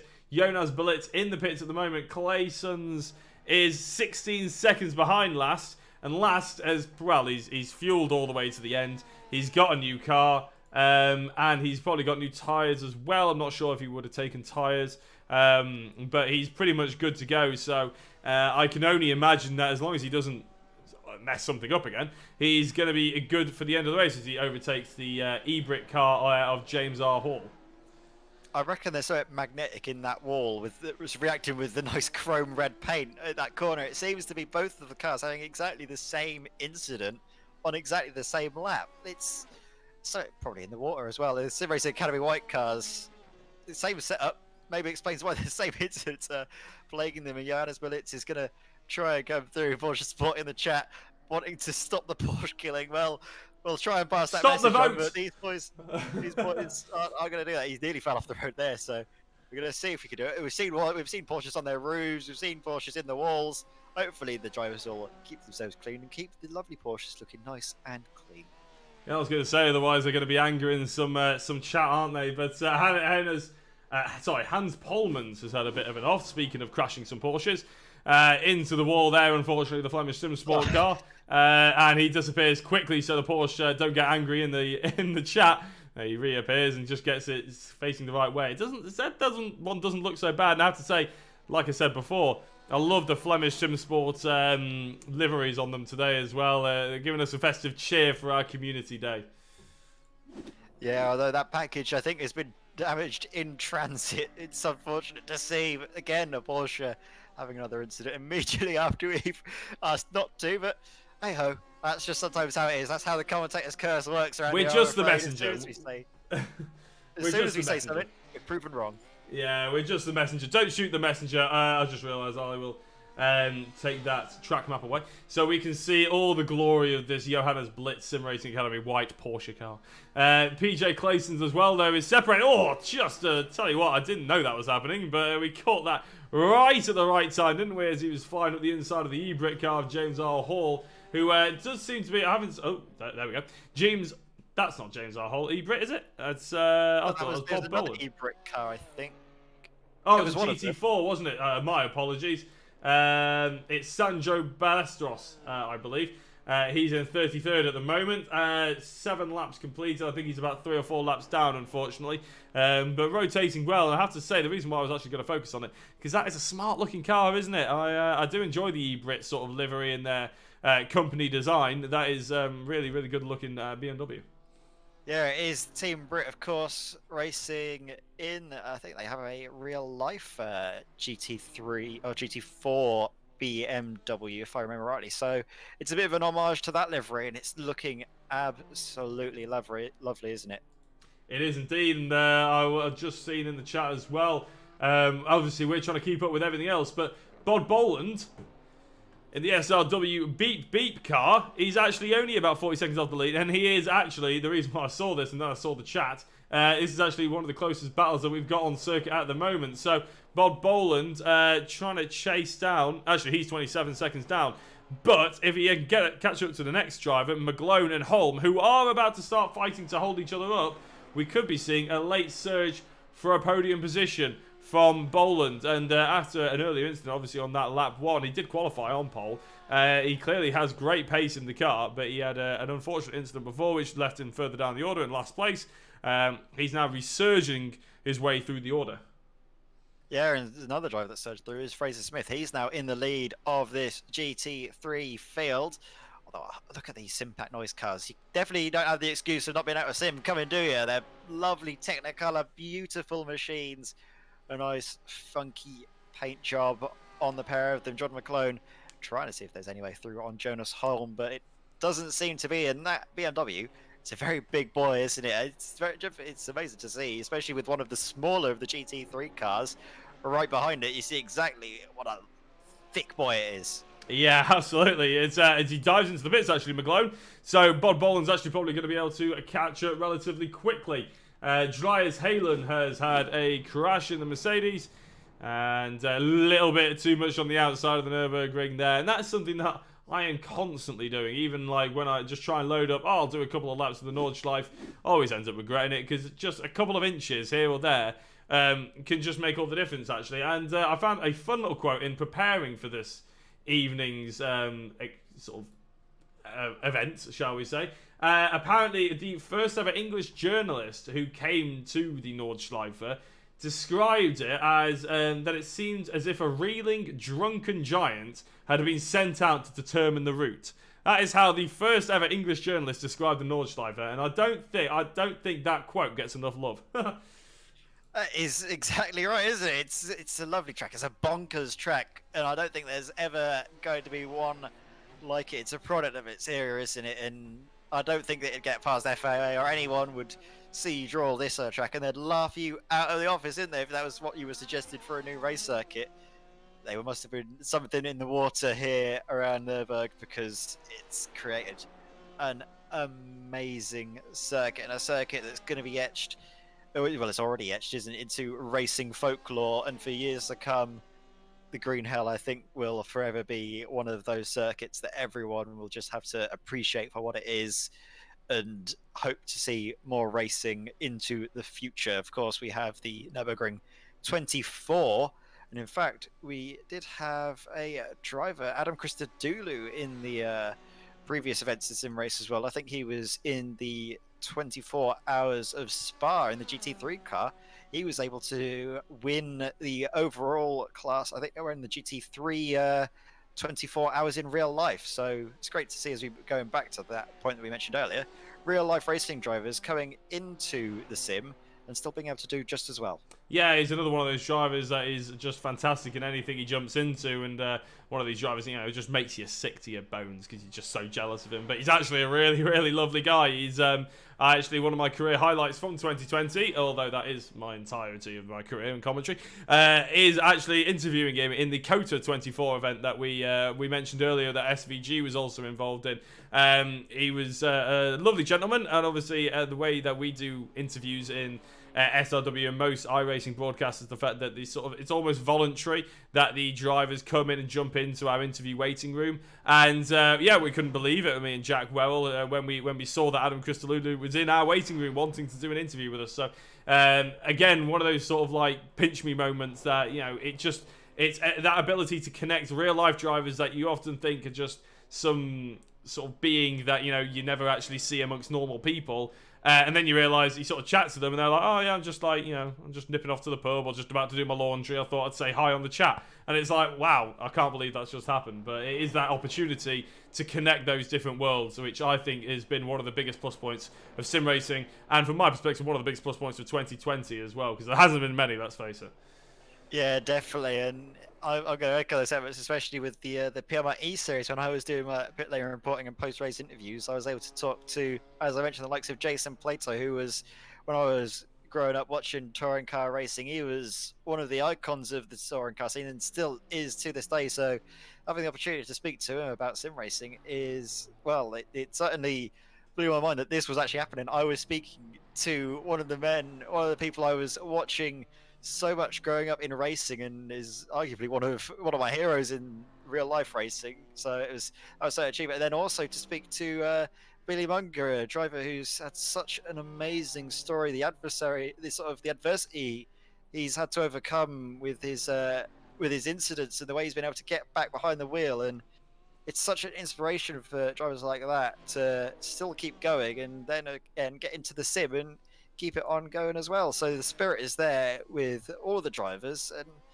it's just difficult to put into words how amazing this year has been in terms of a sim racing perspective, and to hopefully take this silver lining and take the energy into the next year. Well, I think they will, and as we've mentioned before, SRW are certainly carrying that energy into next year, and we've already mentioned 2 series. I'm not entirely sure if we're allowed to mention any more. We wouldn't have all the instructions and all the valuable data and details if we were to. I'm sure Ian Roots is probably in the chat at the moment saying, don't reveal anything! But we will say that obviously we've announced the NASCAR is going into Season 2, which is brilliant. Obviously that was the inaugural series that we did, our first and only oval series that we've been doing, oval racing.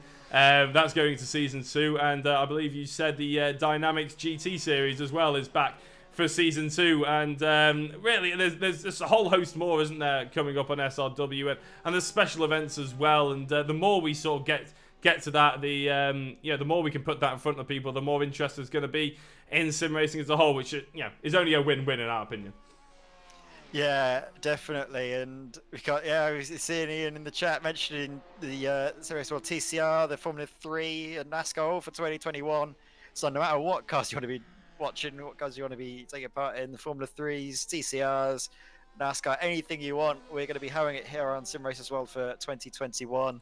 And we'd love you if you could take the time just to give the stream a like, give it a share if you can, subscribe, do all of that good fun stuff on whatever social we are watching it on. It'll help us grow and help to bring you yet more entertainment into next year and hopefully beyond. Yeah, absolutely. Looking a little bit back into this race that we currently got live though. Obviously we're having a look at Andrew Hopley, who is sort of in that mid-pack of the GT3s at the moment, but he's 30 seconds back from the other drivers that he needs to be catching as well. Bod Boland is up to 4th place, actually. I tell you what, 26 seconds away from Holman Herbera. That's a big ask, if you ask me.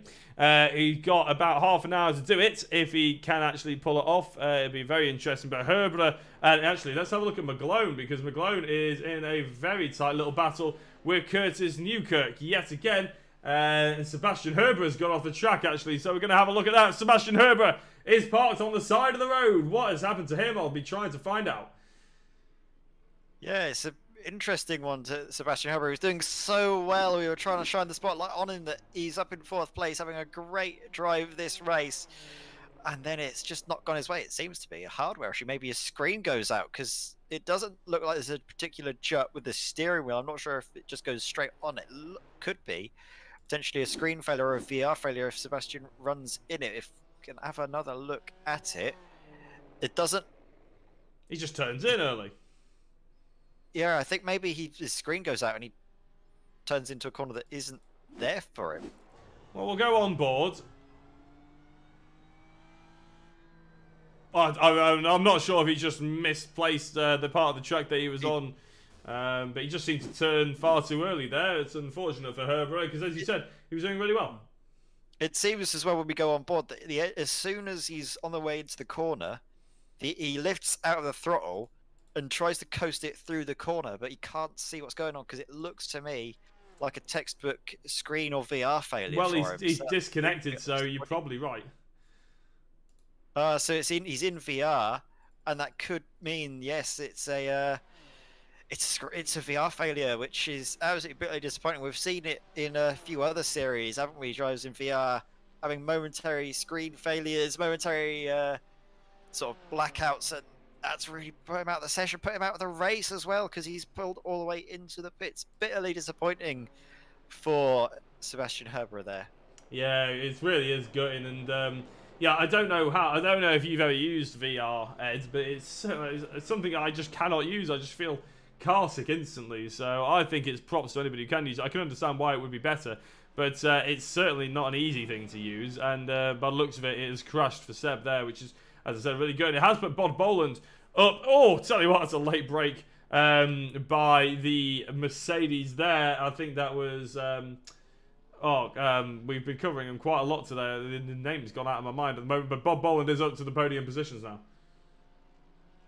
Yes, he is, Bob Boland, getting up the order, profiting from the unfortunate failure of VR for Seb Herborough, which is, again, we can't stress how disappointing that is for him, but he's not good. Bob's not going to be too upset about that, is he? He's going to be trying to take that and hold on to his positions. We're following now what's happened to Hans Polmans. He's already got a little bit of damage on the front of the car, a little bit of damage on the rear, and he's added a bit more to that now. That just over-rotates the rear, maybe takes a little bit too much of the throttle, spins around, and yep, confirmation from Ian in the chat. VR died for Seb Herborough. Yeah, and apologies to Porsche Sim Sport. I don't mean to be showing crashing Porsches, but sorry, Porsche Sport. But they just seem to be appearing. Hans Polmans then, he's struggling a little bit. He's actually transported himself back to the pit lane now as we're on board back with John McClone.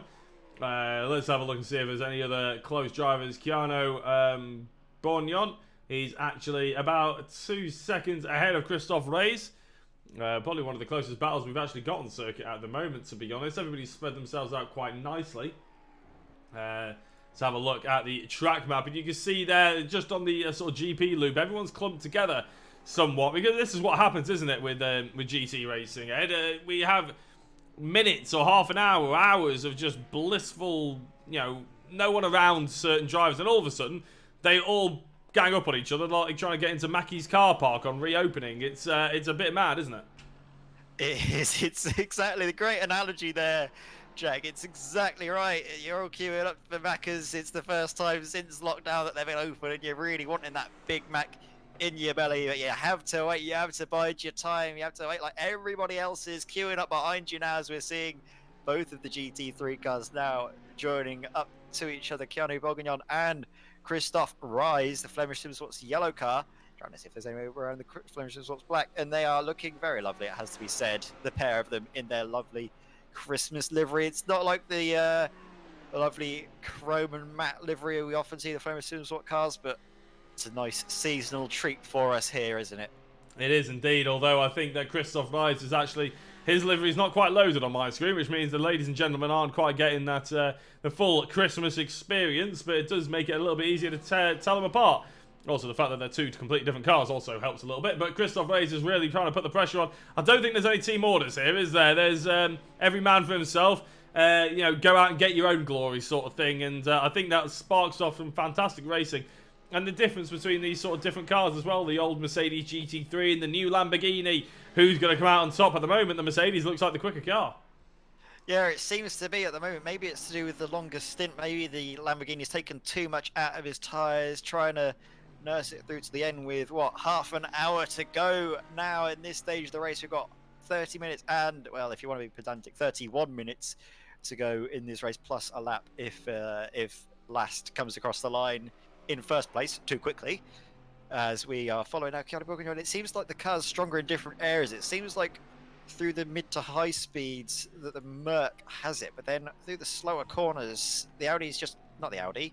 Apologies, easy to get confused. They run the same engine, the same sort of chassis underneath the car, but it is a Lamborghini. The Lamborghini does seem to be a bit quicker, a bit more darting through the slower speed. So it's all the different strengths and weaknesses of the cars coming into effect. And actually, there's another series, if we could get back onto what we're talking earlier about all the series coming to Simracersworld. We have the first season for the Simracersworld BMW trophy coming up in the new year.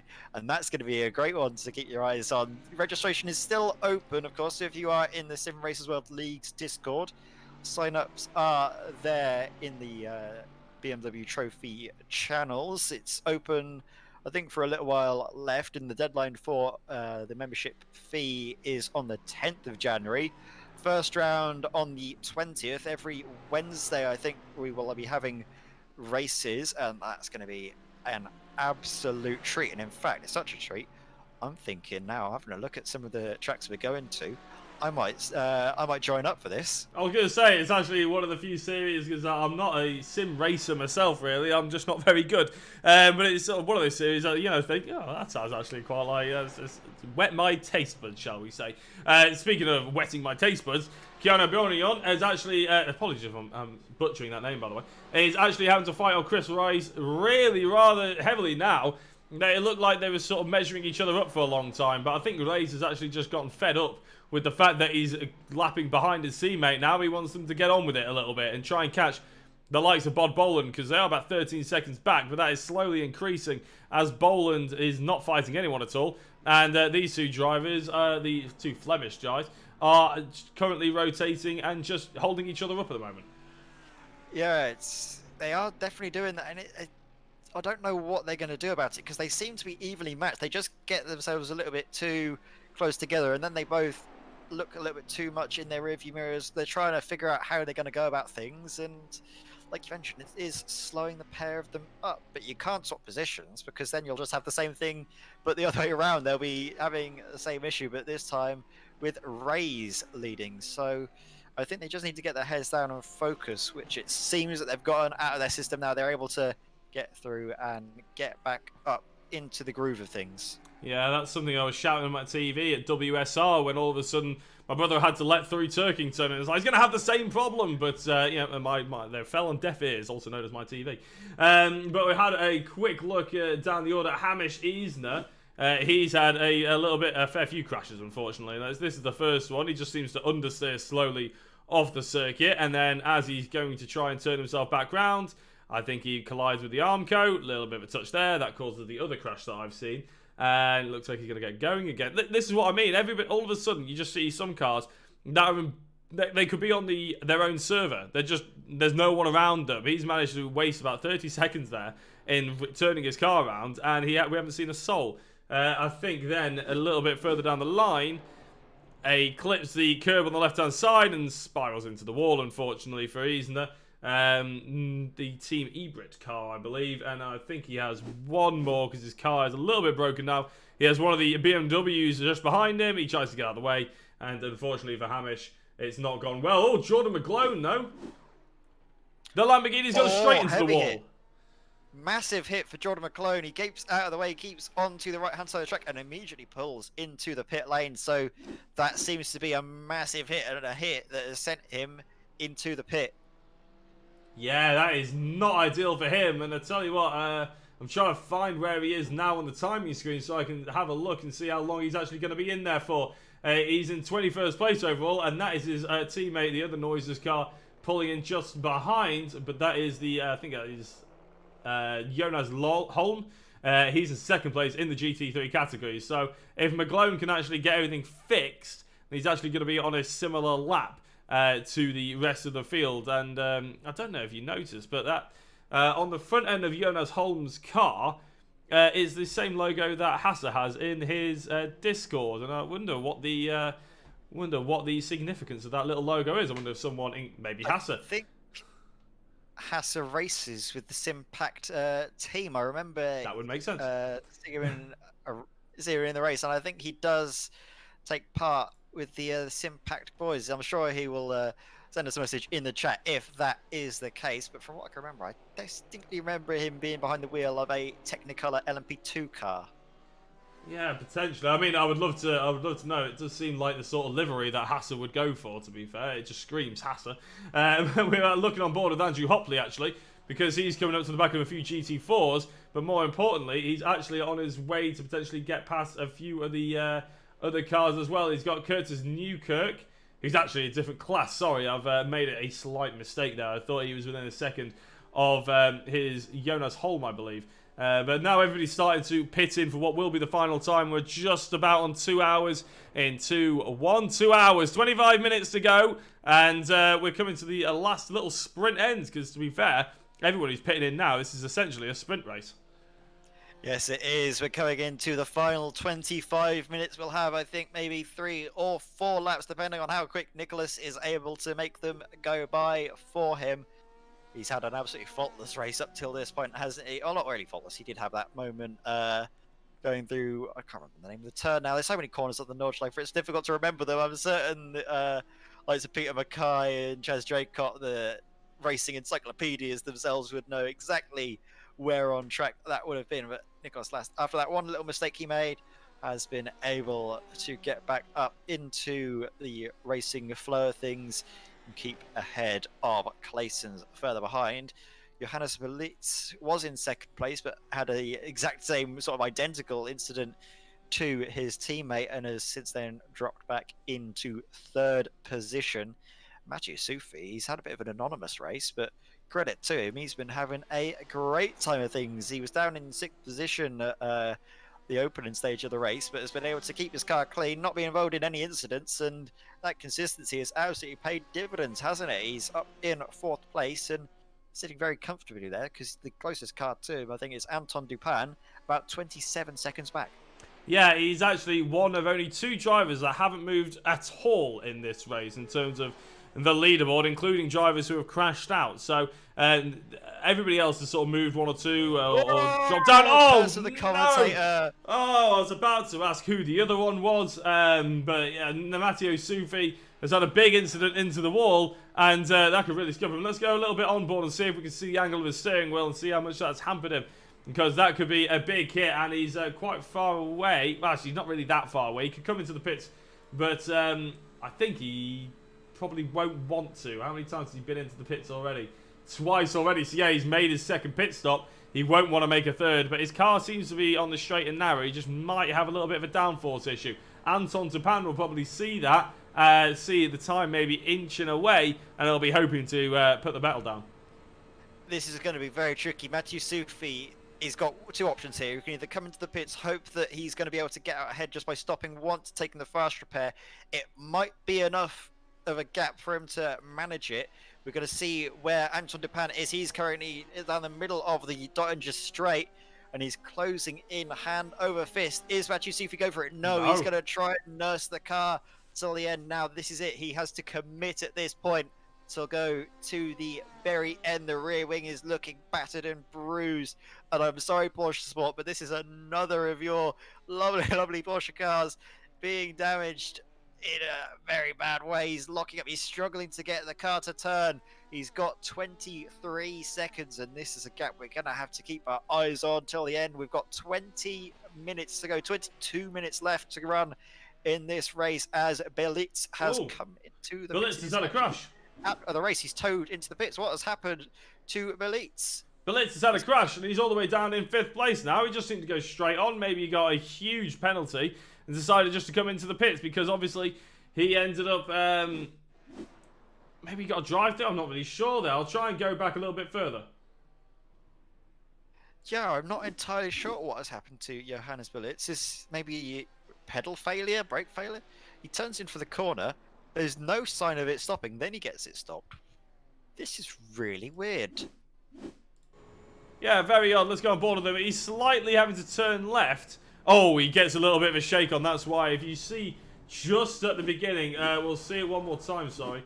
And if you see just there, his tracking is slightly off. He's actually going right. He's turning left. And as he'll hit the brake in a couple of seconds now, you'll see that his back end he has to sort of twitch with the wheel. He's aiming in left. He knows he won't get there. The car's twitched on him. And he had to correct that. And that correction ended it basically for him. And he probably knew that he was going to have to go back to, do the entire lap again.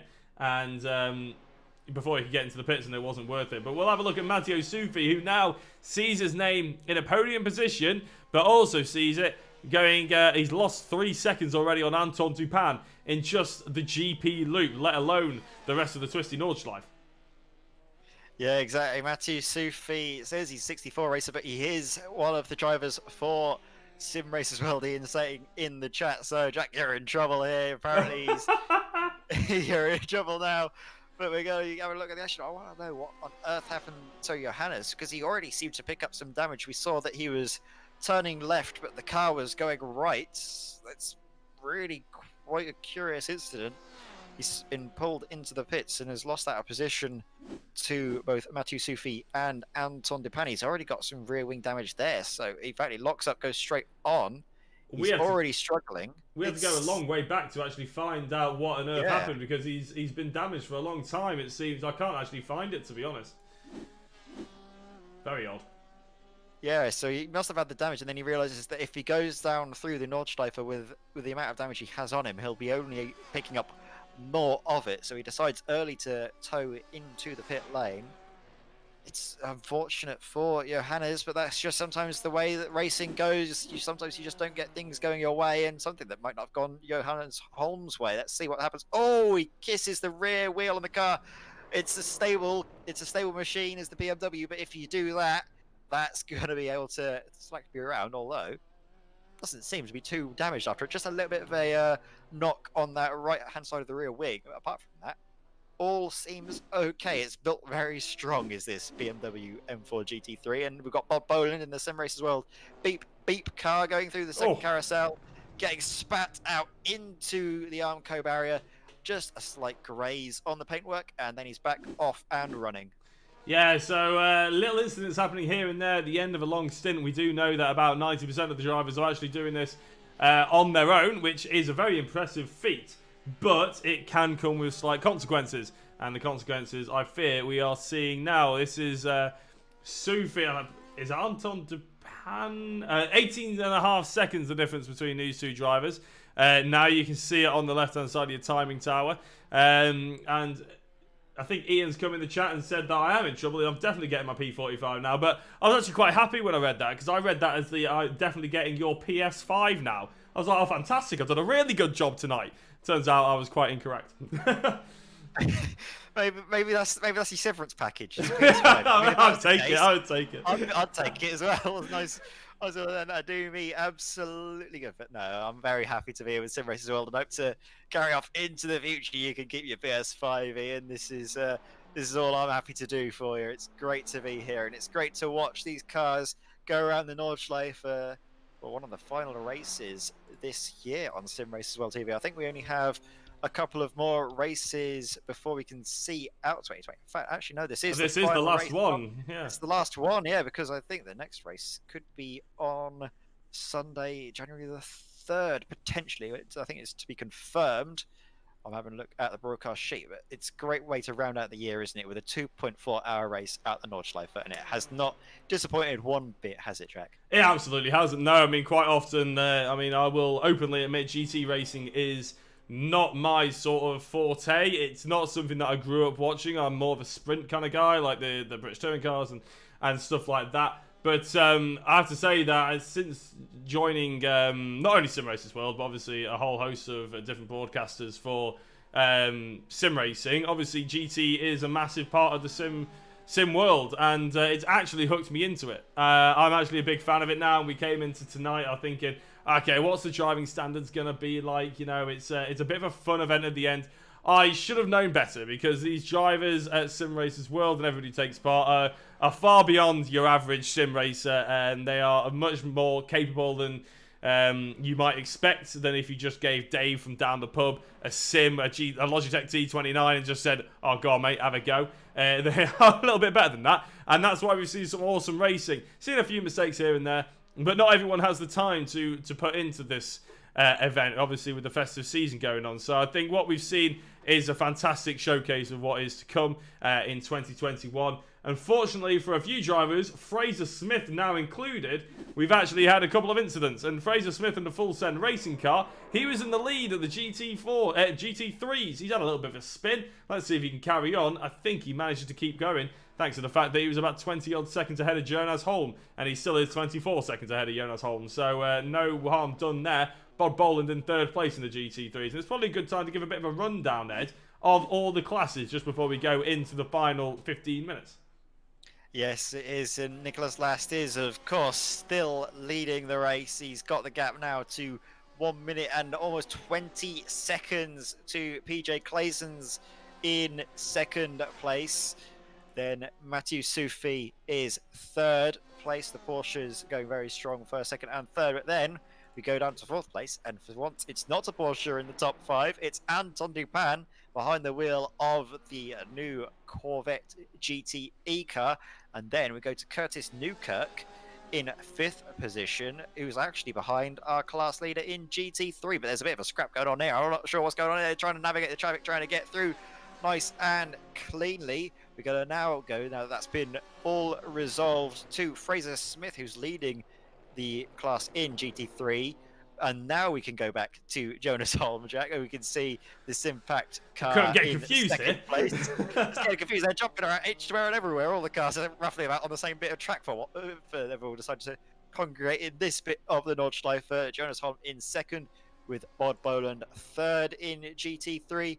Andrew Hopley, who's on a slightly alternative strategy, in 4th place, and Christoph Reis in 5th place in the Mercedes GT3 car, which is definitely a surprise to be said the least. Put your teeth in. Definitely a surprise to say the least. It is indeed, yeah. And in the GT4s, last but not least, obviously, is Rob Thiessen. So in the Ferry Monster Esports GT4 category with Pim Bao. Now these drivers and this entire category really gave us some fantastic racing in the early stages, especially that first hour. But a little bit of incidents here and there meant that a couple of the drivers, Martin Dan Wojcik is, sorry, I've said that horrifically, haven't I? Ray Wick is unfortunately not with us anymore, so that settled the GT4 class down a little bit. Aleski Olaine is actually in 3rd place now, with Kobe Clace in 4th, and in 5th place is Jesse Hendrick in the Dynamics Racing green car. Just about to be overtaken potentially by John Tusting. Let's have a little look at this little battle, because we haven't looked at the GT4 category that much over the last couple of sort of minutes, and it's because everybody's been quite spaced apart. But by the looks of it, Jesse and John are going at it hammer and tongs, or hammer and Johns, I should say. God damn it, Jack. God damn it. Whatever we're going to do with you, honestly. Jesse Hendricks, though, he's going to have to defend from John. John, who was at one stage on his roof upside down in one of the slowest rolls I've ever seen on iRacing. He was the victim of iRacing's simulation physics model, and now down the inside he's going to try and make Jesse Hendricks the victim of a pass down the inside, down the Dutton straight, and it is one of those moves done and dusted. You can see that was a nice easy move with the slipstream, and now John Tusting needs to try and clear a gap to Jesse Hendricks, as I think we're going to be starting. I'm not sure if this is the last lap. This could be the penultimate lap for them now. Where on earth is Nicholas Last? He is in the opening part. Oh, no, he's not. He's on the last little bit of the Nordschleife. Depending on where he comes to the line, we may only have one more lap to go. I think actually we've got to the... No, we might actually have 2 more. It'll be touch and go, but I think we might get just one more lap or 2. I don't know. I don't know what's going on. I don't know if it's going to make time. What are you putting your money on here, Ed? There you go. 1 more lap or 2 more laps. We'll have a look. It will be close. If there's one thing you know about me, is I'm very decisive. I'm like a cat. I don't know if I want to be inside or outside. I'm not sure what to do. But I think Nicholas Last will definitely maybe make it 1 or 2 laps to go. At some point, the race will finish. I think that's something we can probably put out there as fact. But yeah, we're not sure, really. It will be very close, as Ed says, to be fair, as he's coming out towards the back end on towards the Dollinger Straight, but not quite yet. So, yeah, we'll stop that speculation because we're really not quite sure. At the moment, though, as I said, the closest battle on circuit, realistically, is it's not even a battle, but Ryan Walker's probably the closest driver to another car, and Thies van den Berg. In Team Tiz, he's probably I'd probably put money on being him being one of the drivers that is only running himself, due to the fact that his team is called Team Tiz, and I think that is how you say it. I could be wrong. Apologies if it is wrong. But yeah, he is currently in 17th place. Yet again in the Mercedes, a car that we didn't expect to see much of.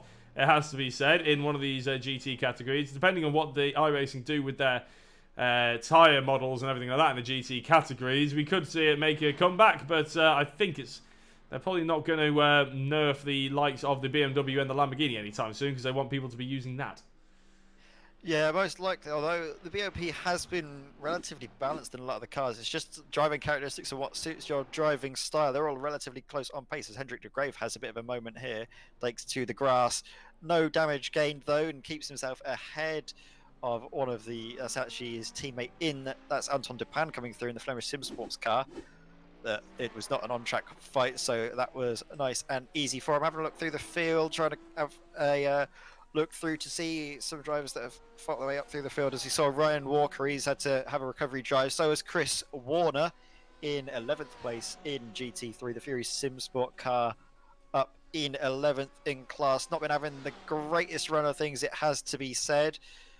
I'm not sure if there was damage that they picked up earlier on and just not got the pace in them, because I'm having a look at their recent laps. They've not quite been on it when compared to the likes of Fraser Smith, who's been relatively impervious. He took an earlier pit stop, and that's working out for him very nicely indeed. Andrew Hopley on a slightly different strategy, who was fighting in second all the way down in fourth at the moment. I don't think he's going to be able to close in and make any passing manoeuvres. And Matthew Sufi, he's been right place, right time. He's kept his car nice and clean aside from the little bit of damage, and he has been getting caught up lap by lap, corner by corner, by Anton de Pan behind. He is, yeah. He's actually been gained, I think, 16 seconds over the last lap, basically, which is a little bit of a scary figure if you're Matteo Sufi. As he said, it all depends, really. We said about there maybe 1 or 2 more laps. He's probably praying that it'll be only 1. But I just want to give a bit of a highlight to Nicholas Last. I mean, we've been banging on about how he was probably been the class of the field today. He was down to 13 seconds. He obviously had that one mistake where he headed straight off into the tyre wall, into the Armco. And obviously his teammate as well did exactly the same thing on exactly the same lap. But apart from that, he was down to 13 seconds when he came out the pits between him and Clayson's. It's now 1 minute and 25, and that didn't happen all that long ago, did it? It only happened about 3 laps ago, 4 or 5 maybe laps ago. So that's pretty incredible, the amount of pace. And just to show the amount of pace, I'm going to try and bring this up. The best time set by each driver on the left-hand side of the screen. So Last is set of 7 minute 48. The closest to that in the GTE category, that is in the top 5 of the GTEs, is a 7 minute 59.2. 11 seconds a lap difference between Last and the other drivers who are in the top 5 of the GTE category. Obviously, there are a few other drivers. Belitz is obviously Nicholas Last's teammate, who was the other driver that ended up going into the wall. His best time is actually 5 seconds off of Last. So he's 7 minute 53, but still, no one really has held a candle to him in the GTE category. So we got to big up Nicholas Last. I just realised we haven't really been looking at him since I've been talking about him. But yeah, I mean, you can't argue with that one, can you, Ed? He's been absolutely flying. One mistake, very uncharacteristic by the looks of it. He's been mega. Yeah, you really can't fault him, can you? I think we will get another lap. He's going to just cross the timing line with around about 2 hours and I think 23 or 24 minutes gone. So we will. I think I'll expect to see an extra lap out of this race, and it's been one that has been, as we've been mentioning, commanded from start to finish by Nicholas Last in that Sim Racing Academy red car. Gonna have a look here at John Tusting. What has happened here? He was ahead of Jesse Hendricks, but has he made a mistake? Yes, he has. He just overcooks it a little bit too much into this fast left-hander. Does he manage to avoid damage? I'm not entirely sure, because it looks like he just goes back to the pits. But I can't quite see either of them. But what we do know is Jesse Hendricks managed to get his way through. So John Tusting is now back behind Jesse Hendricks as we're coming, as you say, onto the final couple of laps. And looks like Matteo Sufi can't hack this anymore. He has come into the pits. So Sufi is now had to give it up. And he's having to come in. And Anton Dupin has now passed him. You can see him there in the first corner in the Chevrolet. So Sufi had to concede defeat. And I think he may have got away with that, mightn't he, Ed, if he'd come in straight away. But he decided to stay out for those extra lap or two, and it's really hurt him. Yeah, it would have been touch and go, but I think he may have just gotten out ahead, or maybe just behind of Anton Dupin, and could have put a great fight on. But let's not take anything away from Anton. He's drove a brilliant race so far. He just needs to nurse his car through, look after it, and make sure that he can. Maybe the fuel could be an issue as well. I think he should be fine, and he'll be able to take a podium for the Flemish Sim Sports white car. The lone, oh not the lone, the one of the only Corvettes here. We also have Asia Trifol, who I don't know if he's out on track or not. I don't think he is actually. So he's the only running Corvette, shall we say, and it's a great job to see him on the podium, potentially. Potentially. Yeah, it's a GT racing at the end of the day. There's 5 minutes left. There's only 5 minutes left. Where's that gone? Nicholas Last is he got about 3 minutes left of this lap. And obviously there is 5 minutes to go. So this will be the penultimate lap. There will be one more. And that really does sort of, that strategy of will they have enough fuel? That's the question that's now getting put to everyone, really. Because we're actually going to run to about 2 hours and 30 minutes, which, is, for some people, going to be a bit of a problem. Especially those who have maybe gone for a funky different strategy. I know that in the chat, where there's been a little chat about Andrew Hopley in the H Motorsport car. He's apparently on a bit of a different strategy. We could see him potentially have a bit of a problem with fuel if he's been going very different. Or we could see him being the only one who isn't going to be struggling with fuel. But I think everyone now, if they're starting to get that sort of fed to them, the fact that there will be another 5 minutes that they weren't expecting, they'll be maybe starting to think about fuel saving just to be on the safe side. Yeah, that's going to be intriguing to see. I think all of the drivers ahead might be safe. The only one that I worry a little bit about could be the likes of Jonas Holm, who I don't think is on the same strategy, because Fraser Smith, I remember, took an earlier pit stop in the race as well. Bmw, we saw him take evasive action going over the curbs. They're going over through the gravel, taking the slowdown and getting back, not losing out any positions, only losing out against the stopwatch here. Although I am having a look, and there is a closing battle potentially for third position in GT4. Alexi O'Lane in the Team 11 car. Well, there is, but I'll just have a look at the... Oh, wait, sorry. No, Curtis Newkirk is in a different category, isn't he? Yes, he is. He's in a GTE. My apologies. Yeah, let's go and have a look at Alexi. Alexi, even. Yeah, Alexi O'Lane, he's closing in on Pim Bow now. So, Alexi O'Lane in the Team 11 car. The Finnish driver will be hoping he can get a flying run through this northern loop for what could be, I think, his final lap of running. It depends on where Nicholas Last is on track in relation to him. This could be Alexi's only chance of getting up into second place against Pim Bow.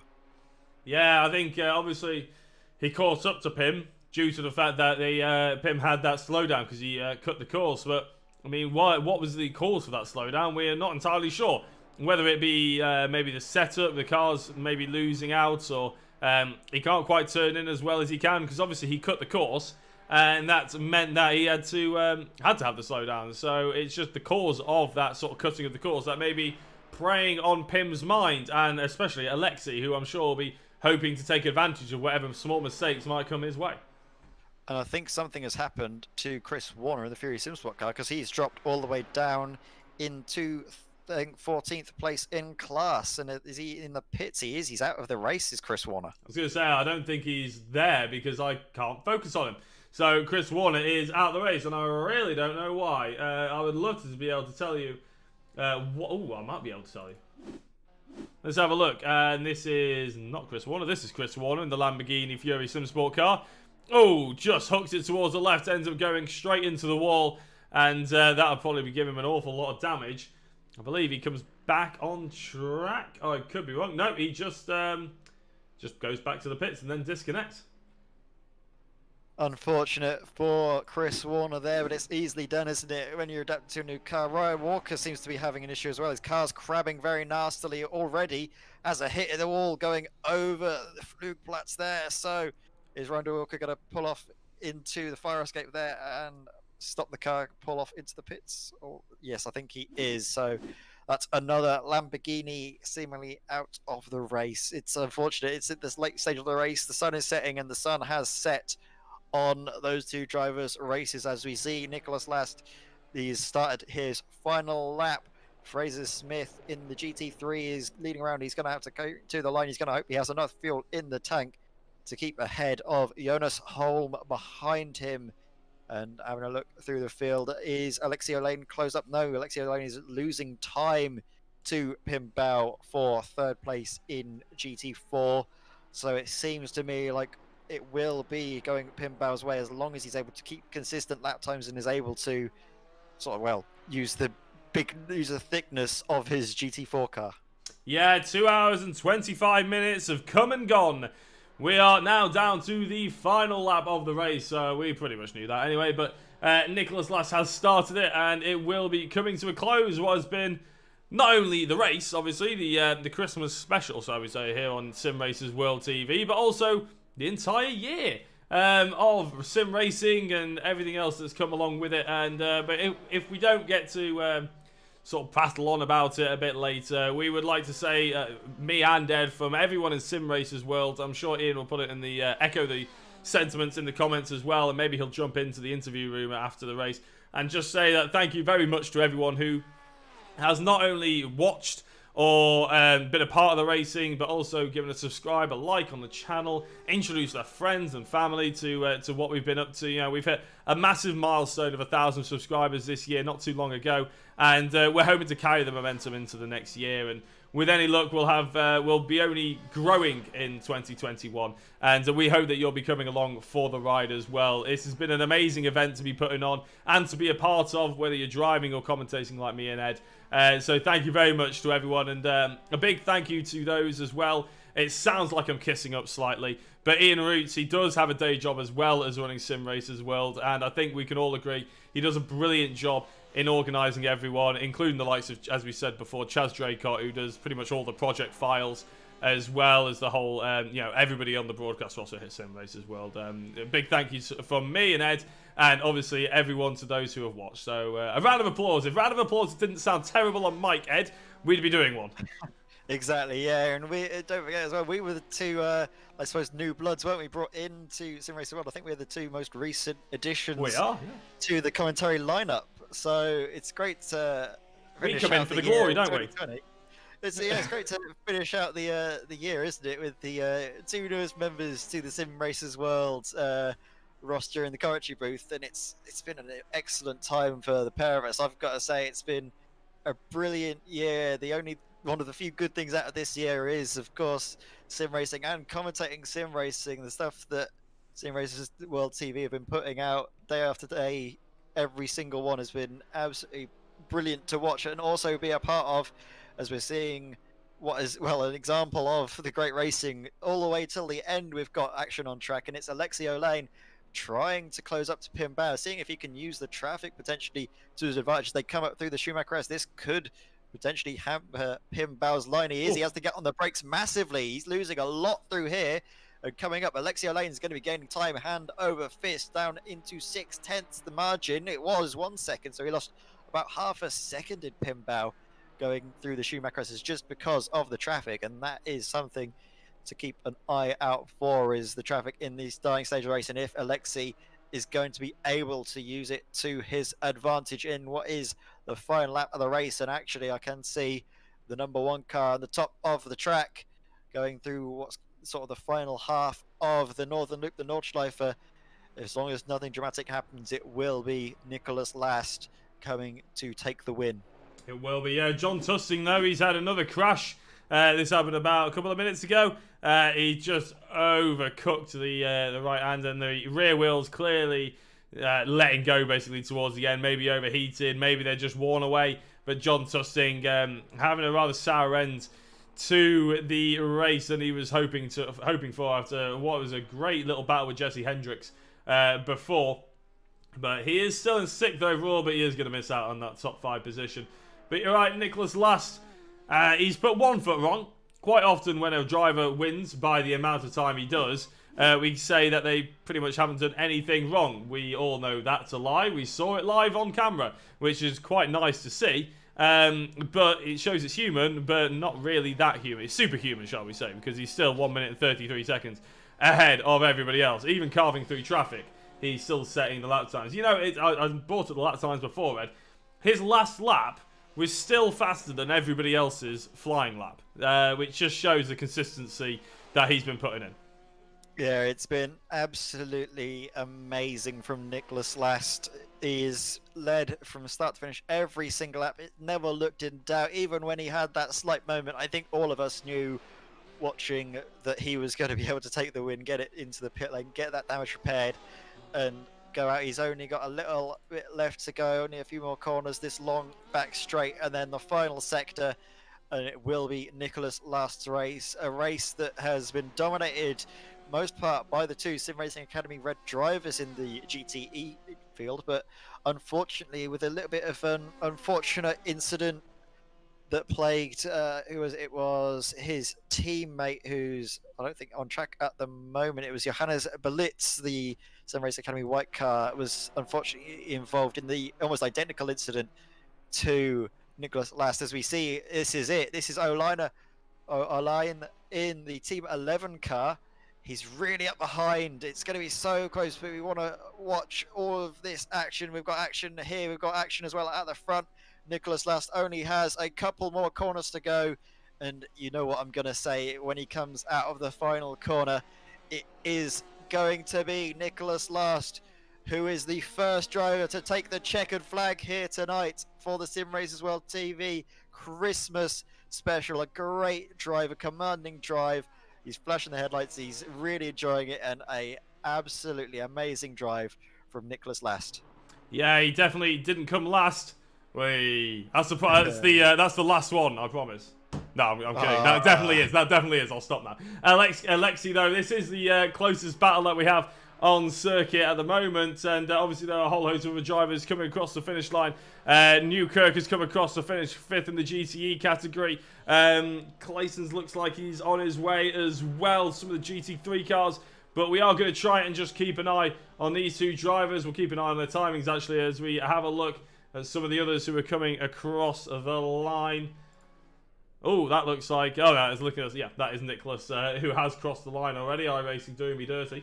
And then tell you what, we'll keep an eye on Alexi Olaine as other drivers are finishing this race by the looks of it. But James R. Hall as well coming across. He's not. Sorry, iRacing is lying to me big time. So we'll keep an eye on Alexi. Yeah, keep an eye as I think Fraser Smith has come across the line. We've had our leaders come through in GT3 now. The full set racing car parking there, looking lovely and resplendent in their bright sort of green, purple and nice dark black base coat. Always love a nice full send racing livery car. Doing a great job there in GT3. Rob Thiessen leading the GT4 field, and Rob has had a great time of things, it has to be said. Both very much the cars have. As Andrew Hopley, his alternate strategy worked out quite well for him. He managed to bag himself a 4th position in GT3. Great from Andrew Hopley there, as Christoph Reis is next to come across the line. 5th position for the Flemish Simsports yellow car. Lovely little Christmas gift, a bit late, but it's still something to celebrate, of course. Great job from Christoph and all of the Flemish Simsports yellow cars. They've been great to see, as Keanu Bourguignon will be coming up to the line. And let's see where they will all be, as I think Anton Dupin as well. He's currently 3rd. Where's 4th? Oh, a little bit too far back to be too much of a worry. Keanu Bourguignon, though, 11th place. He'll be coming across the line in 6th place in class. Great job from him, as well as we can follow a little bit of an on-track battle here in GT3. This is a fight on track between Rene Seidman and Hendrik de Graeve. It is indeed, yeah, 3/10 in it, and by the looks of it, I think Hendrik de Graeve is actually struggling a little bit. We're on board of Seidman, and I don't know what's happened to de Graeve. I don't know if his tyres are gone, if he fuel saving, or what, but he has a substantial enough amount of time to go to actually have the move done and dusted here. We're going to keep an eye on that one, because Paul Gosling is about to come across the line. So is just having a look down the order. By the looks of it, actually, Gosling is the closest driver to be looking at the line. So we're going to keep on board with this battle at the moment, because really you can't take your eyes off it. This is the closest, and it's all come down to this. After 2 hours and 35 minutes of racing, it will be, and they're still going hammer and tongs to try and finish within the top 8 of this GT3 category. Yeah, it's been great drives all around, and this is the final chance for an on-track position for Rene Soderman. He's really closing up. He's piling the pressure on the car ahead. 9th place. This is to try and get high up the order, try and get break rights, just to see in the last few moments of the race. All of that time, the 2 hours and 35 minutes of flat-out action, is culminating in what's going to be a last moment overtake, potentially for any Sideman, as long as he can get a good drive out of these next few corners down the Dottinger Straight. He's going to use that slipstream to great effect, and it will have to be a great defense from Hendrik de Graaf if he holds on, if he wants to hold on to 9th place. Yeah, it's not an entirely... the Lamborghini looks wide, but there's not much you can do apart from weave to keep off a driver behind you. And obviously we're doing it live on camera, so if there's a bit of weaving, we're going to keep an eye on it. Looks like, though, it's going to be... you can see the timing tower. The time is closing and closing and closing. De Graaf is going to be a sitting duck. He knows what this feels like after being in the NASCAR series. The slipstream, the draft effect. Sometimes you just can't help it. But they are going to be going hammer and tongs. It doesn't really matter if they have a little bit of contact now or crash out. They've gone this far in the race. They might as well try and keep that position. Now they are going side by side. Eden cuts the grass on. It's a big off for Sideman. Oh, that is absolutely going. He tried everything to get past De Graaf, but there was no... I don't know if there was contact or whether they just spooked each other. Massive moment in the closing stages of this race. René Sideman losing out on against Hendrik de Graaf. He tried to go around the outside, but it just didn't work out for him. He's going to stay in 10th place. Great attempt, though. That was close edge of your seat action between the pair of them, as we're seeing now the last few cars making their way till the line. We've got the car 20th on in the race. Who is that? That's someone. Oh, René Sideman. Thijs van den Berg was parked for a moment. René Sideman, he tried to see if there's any through, just had a knock on the wall, a bigger knock on that wall, and then another knock on the other. No, only 2 walls, ping pong left and right. Then finally gets the car stopped, avoids a heavy hit, keeps it going as we follow now the last car out on the circuit. Thijs van den Berg in Team T's. He's had a great race, but it's been unfortunate. It's great that he's been able to keep it going, though. I think that's the only great thing about his race, is that he's kept it going, kept the spirit with it, and not wanted to give out, which is something we always have to applaud, isn't it? It is, yeah. It's a long old lap, and knowing that everybody else is finished, but you're going to carry on even if you got a broken car, is what sort of sim racing is all about. And we do have a couple of drivers lined up in the interview waiting room for you to have a chat to, Ed. We've got 2 actually of the race winners. It'd be brilliant to have a chat to them, and we will try and get through the full rundown of the results before we cast ourselves to Fraser Smith and Nicholas Last, who will give very insightful interviews, I imagine. Considering especially Fraser Smith had a very eventful race. Nicholas Last was just pretty much 90% perfect, but yeah, Fraser was pretty much perfect apart from a few little incidents. So he's going to be very interesting in the full send racing car. He had to do exactly that to carve his way back through the field. But yeah, it's been a great race, and as I said, if we don't get to echo it afterwards because we might have to shoot off the broadcast, we'd like to give a big thank you to everyone for tuning in to not only this event but all the other events as well. And as I said, maybe after we've had a chat to our race winners, maybe we can have a chat to the boss himself, Ian Roots, if he fancies coming on the broadcast to give everyone a thanks as well. I'm sure he'd like to do that. But as we watch Thijs van den Berg go down the tourist straight, not the official name, but that is where the tourist sort of public road style thing is, you can see him flashing the lights to give a little wave to the camera. Yeah, a nice little bit of a celebration from Thijs van den Berg.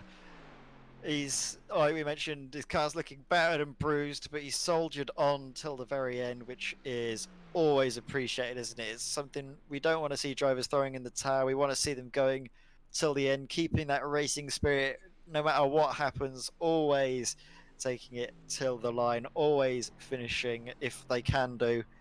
And it will be Thijs van den Berg, the last driver to take the checkered flag in what has been an amazing Christmas special here on Simracersworld TV. Hopefully we can make a habit of this and do this year after year, because it has been an absolute treat to have. And now, as we've had Thijs van den Berg come across the line, I think, Jack, we can see about getting the results up on our screens now and run you through the finishing order for the Simracersworld TV Christmas special.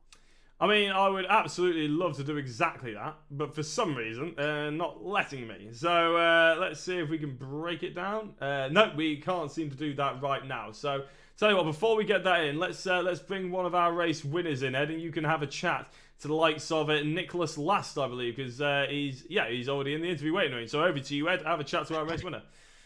Yeah, hello, Nicholas. That was a great race from you. You seem to have a command on it with only a brief hiccup in the middle. How was that race for you? Pretty intense. Like if everybody or anyone thinks like sim racing is not physical, they are damn wrong because that was really hard on me. And yeah, overall, I think we had a really good pace, Johannes and me, and I just could drive away from the beginning. And I just had this one moment. Ian told me it was like broadcasted live. Yeah, I it was. I basically thought, man, getting a little bit boring. I would just turn left where the right hand is, and yeah. Is there something like magnetic in that wall for both of your cars? Because we saw that your teammate Johannes have the exact same incident on the exact same lap, not 30 seconds after you. Yeah, it was pretty funny because we were both muted, and I basically crashed, kept going, and then after like 30 seconds, I told him I just crashed, and yeah, me too. Yeah, At least you got to laugh about it, didn't you? You don't laugh, you'll cry, hey. But it was an amazing drive from you. And being as we are in a reflectory mood of this year, how has your sim racing gone in 2020? How have you found it? Oh, it was pretty good. I started off the year like making a switch from the Formula One games to iRacing, and I basically when Corona came, I had a lot of time to race, and I actually got scouted by my team, Sim Racing Academy, and yeah, from there on, I just try to improve, and now I'm finally in the top splits of official racing, and yeah, I think for next year I can just keep going and maybe try and get into some league racing as well. Well, if you're ever looking for league racing here at Simracersworld TV, we've got plenty of opportunities for that, and we'll hope to see you again because that's been an amazing drive for you. Before we let you get off to your Sim Academy racing teammates, is there anyone you want to give a shout out to? Well, first of all you guys from Sim Racers World, and I think Dynamics Engineering. I think you all made this event happening, and yeah, it was a pleasure to race with everyone in the lobby, and yeah, I think lastly to all my teammates and yeah, our sponsors. I think I have a really nice home there to keep on sim racing, and yeah, I'm looking forward to that in the future. Well, we'll certainly be looking forward to seeing more of you out on track, Nicholas. Thank you very much. And that is Nicholas Last, our winner in the GTE category. And now, Jack, I'll let you have the pick of the bunch of who's queuing up in the interview waiting room. Let you have a chance to talk to someone. Yeah, I'm going to bring in Fraser Smith, I believe. Now, Fraser, welcome to the commentary booth. Congratulations on the win for starters, but you didn't exactly make it easy for yourself, did you? No. Did you catch some of my spins? We caught plenty of them. Yeah, no, we in a 2 hours and 25-minute races, it's amazing how many replays you can bring up. Yeah, no, that was good. In the first stint, it was pretty crazy. But I was just saying to Ian a minute ago, where I'm usually always in TCR, my natural instinct when the rear end goes is to give it a load of throttle. So I lost it 3 times because of that. And then I literally knew if I wanted anything, I had to just not change tyres at the end. And luckily, it gave me enough gap that I could just sort of bring it home. But it was sweaty. It's an interesting strategy, considering if you span up the rear tyres completely 3 times, that you don't want to take brand new tyres. But it worked for you. So, you obviously know more than me. So you're more used to the TCR, obviously, front wheel drive and everything like that. What made you jump into tonight? Was it just because you wanted to have a go, or is it something that you're maybe moving into? Well, I've been on iRacing like a year, and pretty much the whole year I've literally only been driving TCR mainly. So I've got commitments like with the team we do like team leagues in TCR, and I just thought I need to start driving other stuff. So now I literally just jump into official racing, anything really, and just see what happens. So Nordschleife and GT3, great. Yeah, I was going to say, it's you picked a pretty good event, I'd say, and the racing out there was fairly brutal, but from our perspective, it looked fairly fair as well, wasn't it? It was sort of good sportsmanship, and that's exactly what you want from this kind of community event, really, isn't it? I didn't really have any problems at all. I was just told that the crash with Andy and Bod at the start was just a big netcode anyway, and not much they could have done. So other than that, I didn't really see anything bad. No, absolutely. Well, will we be seeing you in a GT3 more often in 2021, or are you gonna? Obviously, you said you had your commitments in the TCR, but do you reckon you're gonna try and maybe persuade them to go a little bit more GT3 towards the end of the year? I don't know. I'll drive GT3 definitely, but TCR I'll definitely stick with it. Seems to be where I get my best results, but I've just been enjoying driving everything really. So we'll see. Fair play. We'll see. Is there anybody you'd like to give a quick shout out to, Fraser, before we let you go and head off for a good sleep before New Year's Eve? Yeah, just everyone at Simracersworld. All the events you guys put on are great. As I've been on iRacing about a year and taken part in a lot of them, and I will be continuing to do so. And just all my teammates at Full Sim Racing. Absolutely awesome. Well, congratulations, Fraser, on the race win in the GT3, and we'll expect to be seeing you really rather soon as well. If me or Ed look forward to covering any of the TCR stuff, we look forward to seeing you at the top step of that as well. Brilliant. Cheers, guys. And that was Fraser Smith, and I can see we've got two more drivers, Ed, in the interview waiting. Well, one more driver and the big boss himself. I'll let you have a choice of which one to go for. Anton Dupin is actually lined up, I believe, and he's in the racing room. So Ed, I'll take it to you. Hello, Anton. You're on the podium, and it was a great job from you right at the end. You were just able to capitalise on a few other mistakes and have a nice, consistent drive through to take a podium in, well, a Corvette that didn't seem to be the car to be in at the moment. Yeah, I did nothing else than just picking up pieces from from people that crashed because I didn't really have much pace. But I didn't practice for the race. I had no setup, so I just jumped in. It was a fun event, and that was all I wanted. I wanted to have. So that podium is a big surprise. Mate, you did absolutely brilliantly to get there then if you didn't practice at all. If you just came in with no setup, no practice, and the green hell of all places. I did a lot of practice in the GT3 last week, but not in the GTE. So. And how is it different in it being in a GTE compared to a GT3? I know you get a lot more downforce, but you have to be a bit more cautious, I think, going into the corners with the lack of ABS to lean on. Yeah, the braking is completely different. But then in the corners, yeah, it depends a lot on setup. Both the setups I had were pretty understeery, so kind of felt the same, but the GT3 is worse on the tires. Actually, I took tires the first pit stop, but I don't think it was necessary. So that's certainly a big difference with the GT3.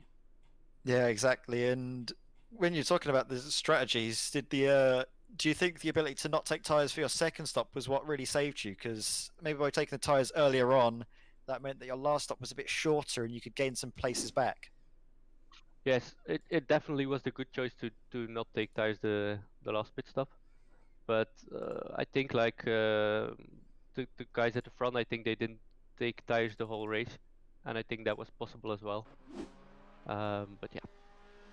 Well, it's been a great evening from you, and it's been a great year as well. We've seen you sort of quite a lot here on Simracersworld TV in the past year. And what have some of your highlights been of 2020?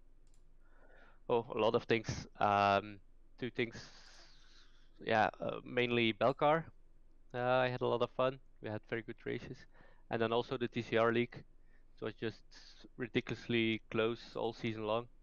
And I hope to repeat that next year. Yeah, and I know we've also got a few more things going in. I think we've got the F3 series to look forward to as well. That's something I'm sure you're going to be happy to have on board. It will be spectator there. I'm not into single seaters. I never done that, so that's for my teammates. You leave them to it then, Anton. But Yeah, thank you very much. Exactly. Is there anyone you want to give a shout out to before we say goodbye to you and get the big boss eating in? first of all, the big boss Ian, and all the other admins, and yeah, for putting those events together is just a lot of fun. And then my team, I joined them the beginning of this year. Had a lot of fun this year. Had good results. So thank you to all the team and especially to Kim, the team owner, for the incredible year. Well, thank you as well, Anton. We'll hope to see you more in 2021 and carrying on with the boys over at Flemish Sim Sports. Thank you very much, Anton. Thank you. Happy New Year. Happy New Year to you. And that was Anton Dupin. And I think it would be remiss, wouldn't it, Jacko, without getting in a word with the man himself, Mr. Simracersworld, Ian Roots. Ian, great to have you here. And what a year it has been for us here at Simracersworld. Yeah, good evening, guys. It has been an amazing year. We've gone from nothing to everything, it seems. Tonight's racing was top notch again, as always. Community special. I've just been asked to put this on as an annual event by one of the drivers. We started the year with it way back in March, I think it was. Lockdown was our first major community event, and we've effectively ended the year with it. And it's been proven to be a popular track with the community. Unusual having GTE at Nordschleife. Everyone said we were mad, but actually I think it added to it tonight. But yeah, it's been a crazy year, and it's been amazing, and the community never ceases to amaze me with their support. Yeah, exactly. And that's one of the biggest credits, isn't it? This was all for the community, and it's been just a great year for it, hasn't it? Everyone's been getting together. Everyone's gotten through this year, a year that, let's be honest, has been a bit of a rubbish one, to say the least. And to have all of this, have this community going forward, to drive us through it and carrying the momentum into 2021, that's surely the next thing on the cards. Yeah, definitely. The year is ending pretty badly with lockdown tier 4 for, an incredible amount of people around the country.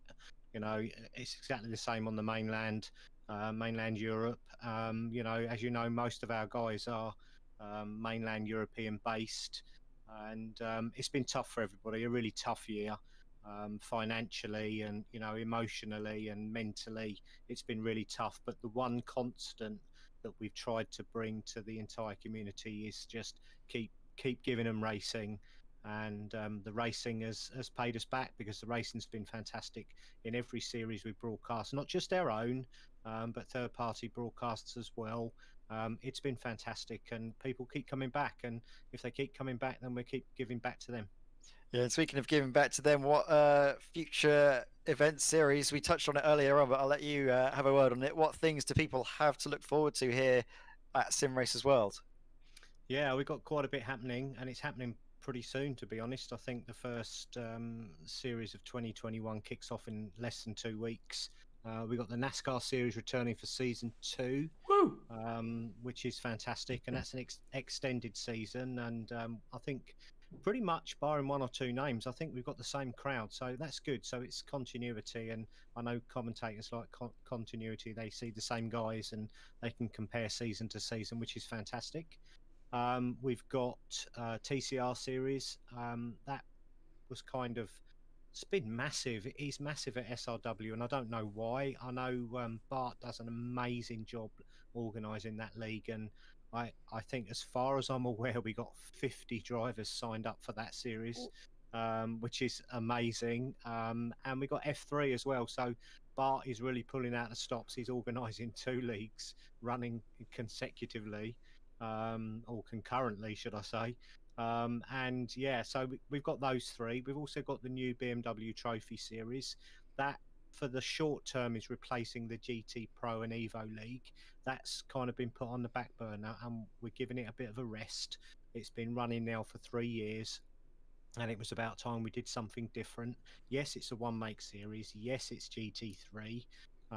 It's a bit slow take up for now, but I think after tonight, people seeing how competitive the BMW is, I'm hoping we get a few more sign up. But we're still going to go ahead with it, even if it's less than 20 drivers. We're going to give it a go, see if we can introduce people to it as we go along. I think one-make racing is very, very popular everywhere in iRacing, and I think it will throw up some great racing, or that's what we hope. That's just our leagues. Obviously, we broadcast, a lot of other stuff. Next Level, we've got an endurance series running. We're broadcasting theirs. We've also got the Sunday Drivers MX5s. That's very popular within the community. Another big turnout there as well. We've got the GT3 League on a Sunday as well. That's coming back for another season. We've got the Dynamics Endurance Series as well. Plus the Porsche Club GB, which I cannot forget. That's a massive following. And the biggest following of all is the Bell Car. Obviously, we got the Winter Series in full swing at the moment. And we've been guaranteed Season 2, culminating in the 24-hour event in October, November again at the end of next year. So we've already got 110 broadcasts booked, I think, already, which is more than we've done in entire 2020. So massive future for SRW, and I just want to say thank you to everybody that's been involved. It's been a huge year, and 2021 looks like it's going to be even bigger. Yeah, it is. I'm having a look actually at the roster we have, and it is the first race of the year is the Porsche Club GB on Sunday, January 3rd. So that is something definitely to look forward to. And as well, you mentioned the Simracersworld BMW Trophy. I mentioned on the broadcast. I might get involved in that. I'll see what's what with the commentating situation. If I'm free to race, I think I might join in on that. Heaven forbid. Watch out, everyone. It's something I'm going to be racing in as well. So oh god, it'll be awful. Carnage on the track. I'm doing the NASCAR season 2. I really enjoyed season 1. I nearly had the win at the end of the season as well. So I'm really looking forward to the NASCAR. But BMW, I'm going to give that a go. Really like the new GT3. It's about time it got some love on iRacing, and finally they've 2 cars all in one go, which is great for us. But yeah, so it's 2021 looks as if it's going to be huge for SRW, and we are always looking at new things, always looking to push it forward, and the community continues to grow. Well, thank you very much, Ian, and I think that's a perfect way to round out the evening, isn't it, Jack? We've had an amazing Christmas special here, something that many drivers are asking for to be a year-round thing, and I'm certain we will get one in 2021. But I think that is all from me, and I'll hand you over to Jacko for the final word. Yeah, I was going to say the final word, but actually I'm going to do something slightly different, Ian. I'm going to throw you under the bus here and say, since it's the Christmas special for SRW, would you like to do the honours in signing us off? Thank you very much, guys. I just want to wish everybody, a happy new year, and I hope 2021 is all you wish for. We all want it to be a lot better than 2020, but no, just thanks everybody for all this continued support month after month, year after year. We continue to grow, so thank you all, and I wish you a happy new year. Couldn't have said it better myself. See you in the new year, guys, and thanks for